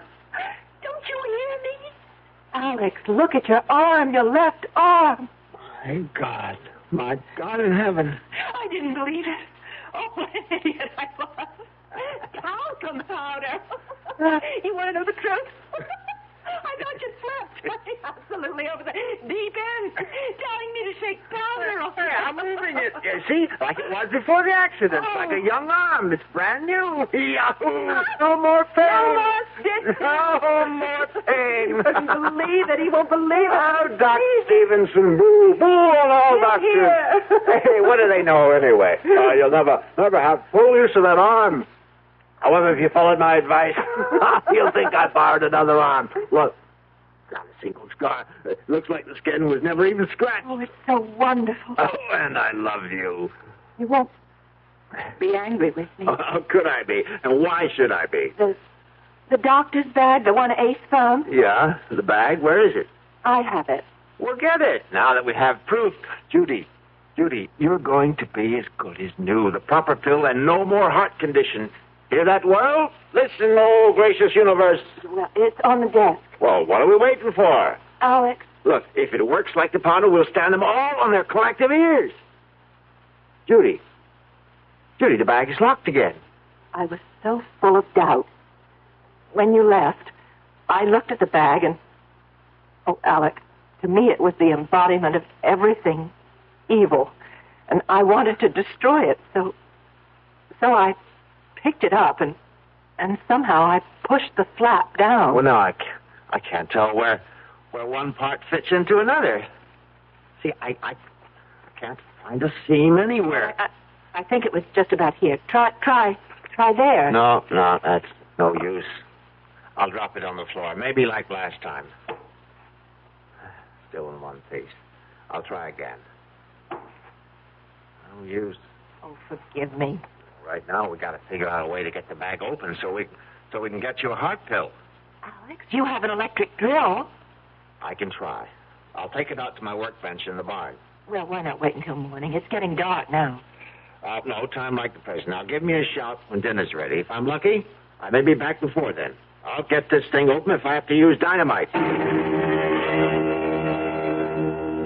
Here goes.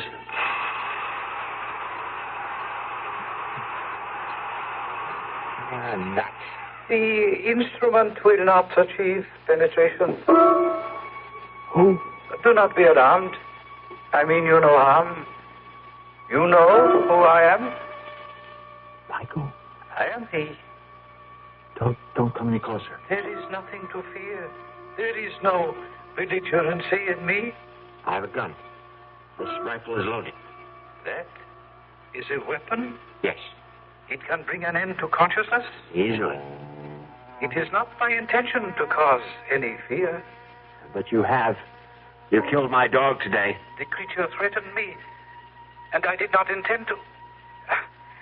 I did not realize how weak it was.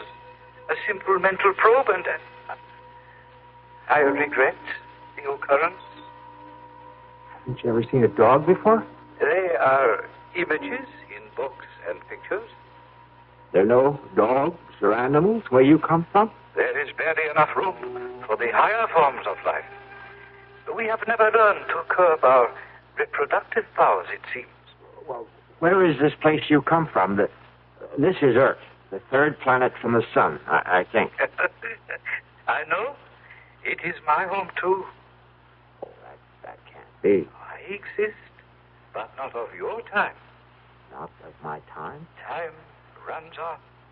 There is a past, a present, and a future.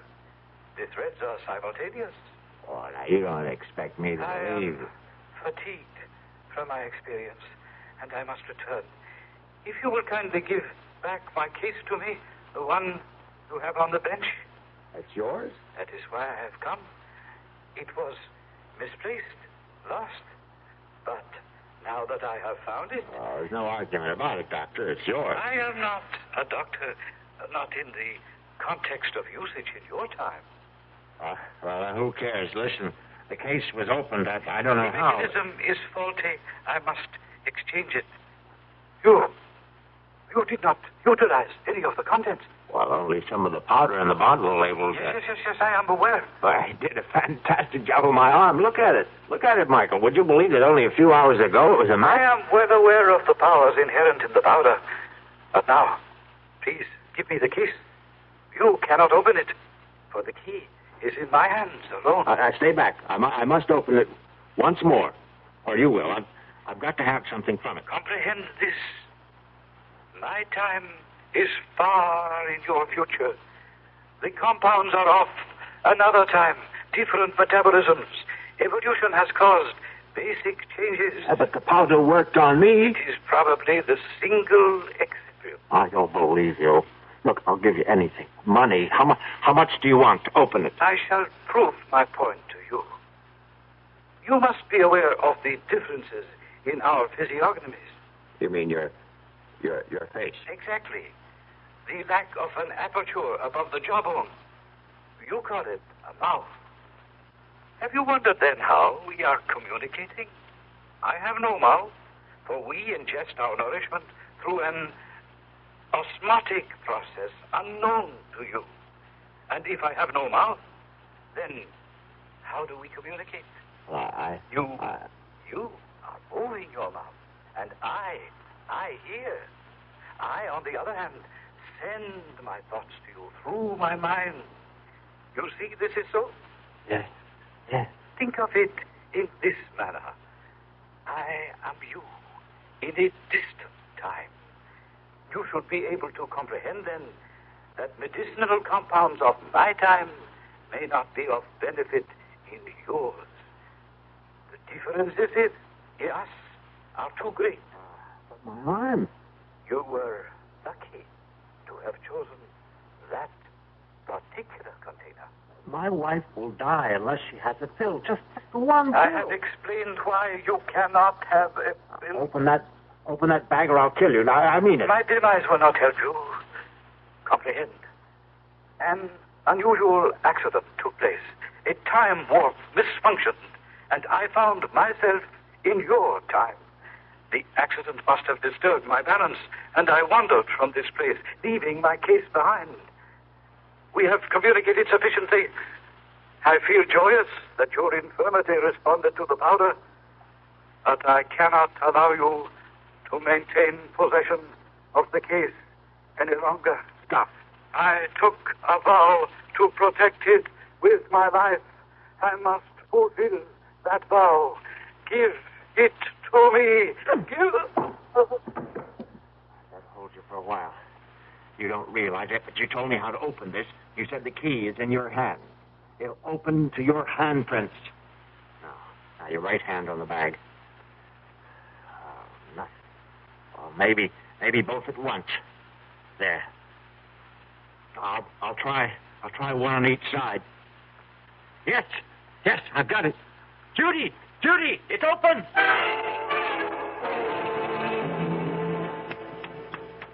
Come on, Michael, wake up. Come on, you're okay. Piece of ice on your cheek should help. That's it. Easy now. Fine. How do you feel? I thought your aim was to extinguish me. No. I only wanted one of those heart attack pills. You see, my wife Judy has a heart condition. Well, she had a heart condition. Thanks to you, we don't have to worry about that anymore. This other person, your wife, she ingested the dosage. Just like a flash. After she saw what happened to my arm, she had no hesitation. If I could only have just one of each of those different pills, I wouldn't have that. I have communicated to you that I am not a physician, yet you have refused to accept the truth. You insist I am practiced in medicine because I possess a case apparently similar to physicians of this time era. Well, you can't blame me for thinking that. You will not communicate. You will listen. You poor man. Poor individual. Let me inform you of my profession. I am proudly the highest ranking exterminator. Exterminator? Precisely. I communicated earlier that in my era there is barely enough room for all who inhabit the planet. Therefore, exterminators trained to eliminate painlessly and quickly. Oh, no. The pills, as you refer to the compounds, are each a dose of death. The case is full of death. The tools of my trade. Oh, no. All except the container of first aid powder, which I keep for my personal needs. Fortunately for you are now thoroughly healed arm.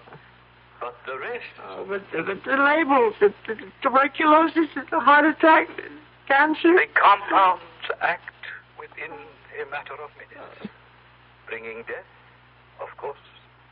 Instead of resorting to the crude murders of earlier, more primitive eras, it is more comforting for the family to report that one of its members has died of cancer, heart disease, or any one of a dozen other diseases. Murder. Elimination. Murder. My case. You must have an antidote. If you make a mistake, there must be some way you... are not committed. I am sorry for your bereavement. I shall depart. Be assured, there was no pain. No.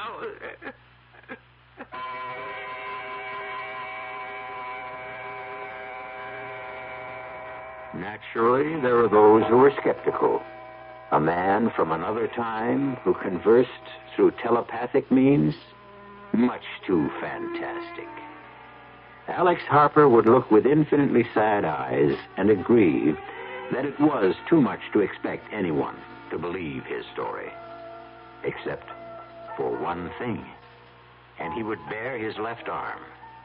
Explain this, he would say.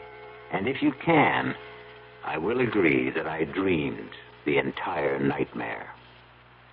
I'll be back shortly. Hi, I'm Hal Linden. There's a lot of talk these days about America's energy crisis. Talk about doing without heat, about doing without our cars, about what's going to happen if we run out of fuel. Well, we may not have to run out of fuel if we all work together to conserve the fuel we have. That means turning your thermostats down to 68 degrees during the day and turning them down to 60 at night.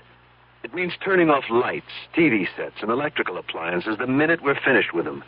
It means driving no faster than 50, starting or joining carpools, avoiding the kind of stop-and-go motoring that eats up gas by the gallon. In short, it means saving every ounce of energy we can, every chance we get.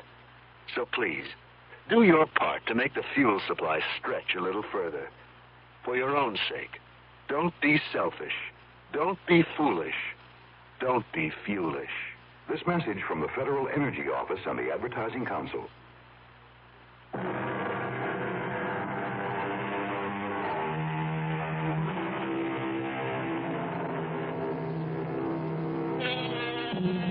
In a ditty from a well-known operetta, the words are, "Things are seldom what they seem.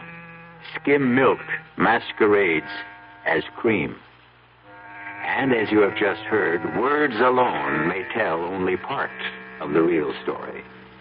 But for stories guaranteed to increase your pulse beat, my suggestion is the Radio Mystery Theater.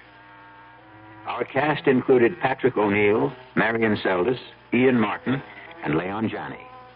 The entire production was under the direction of Hyman Brown. And now, a preview of our next tale. I know. I hadn't emptied the tub. The water's still there. It must be. I'll show you. I don't understand it. Tub's bone dry, ma'am. Hasn't been used. Now, not tonight, anyway. His clothes. Howard's clothes. He'd empty his suitcases and put his clothes in the closet. Here's his suitcases, too. Just ladies' clothes. Yours, ma'am? Yes. Now, hey, don't cry. Hey, look, this dream you had. It was no dream. Okay, so maybe you imagined... I didn't imagine anything. You imagine a husband. You imagine a month-long honeymoon. You imagine a man in a chair with a knife in his chest. This is E.G. Marshall inviting you to return to our Mystery Theater for another adventure in the macabre. Until next time, pleasant dreams.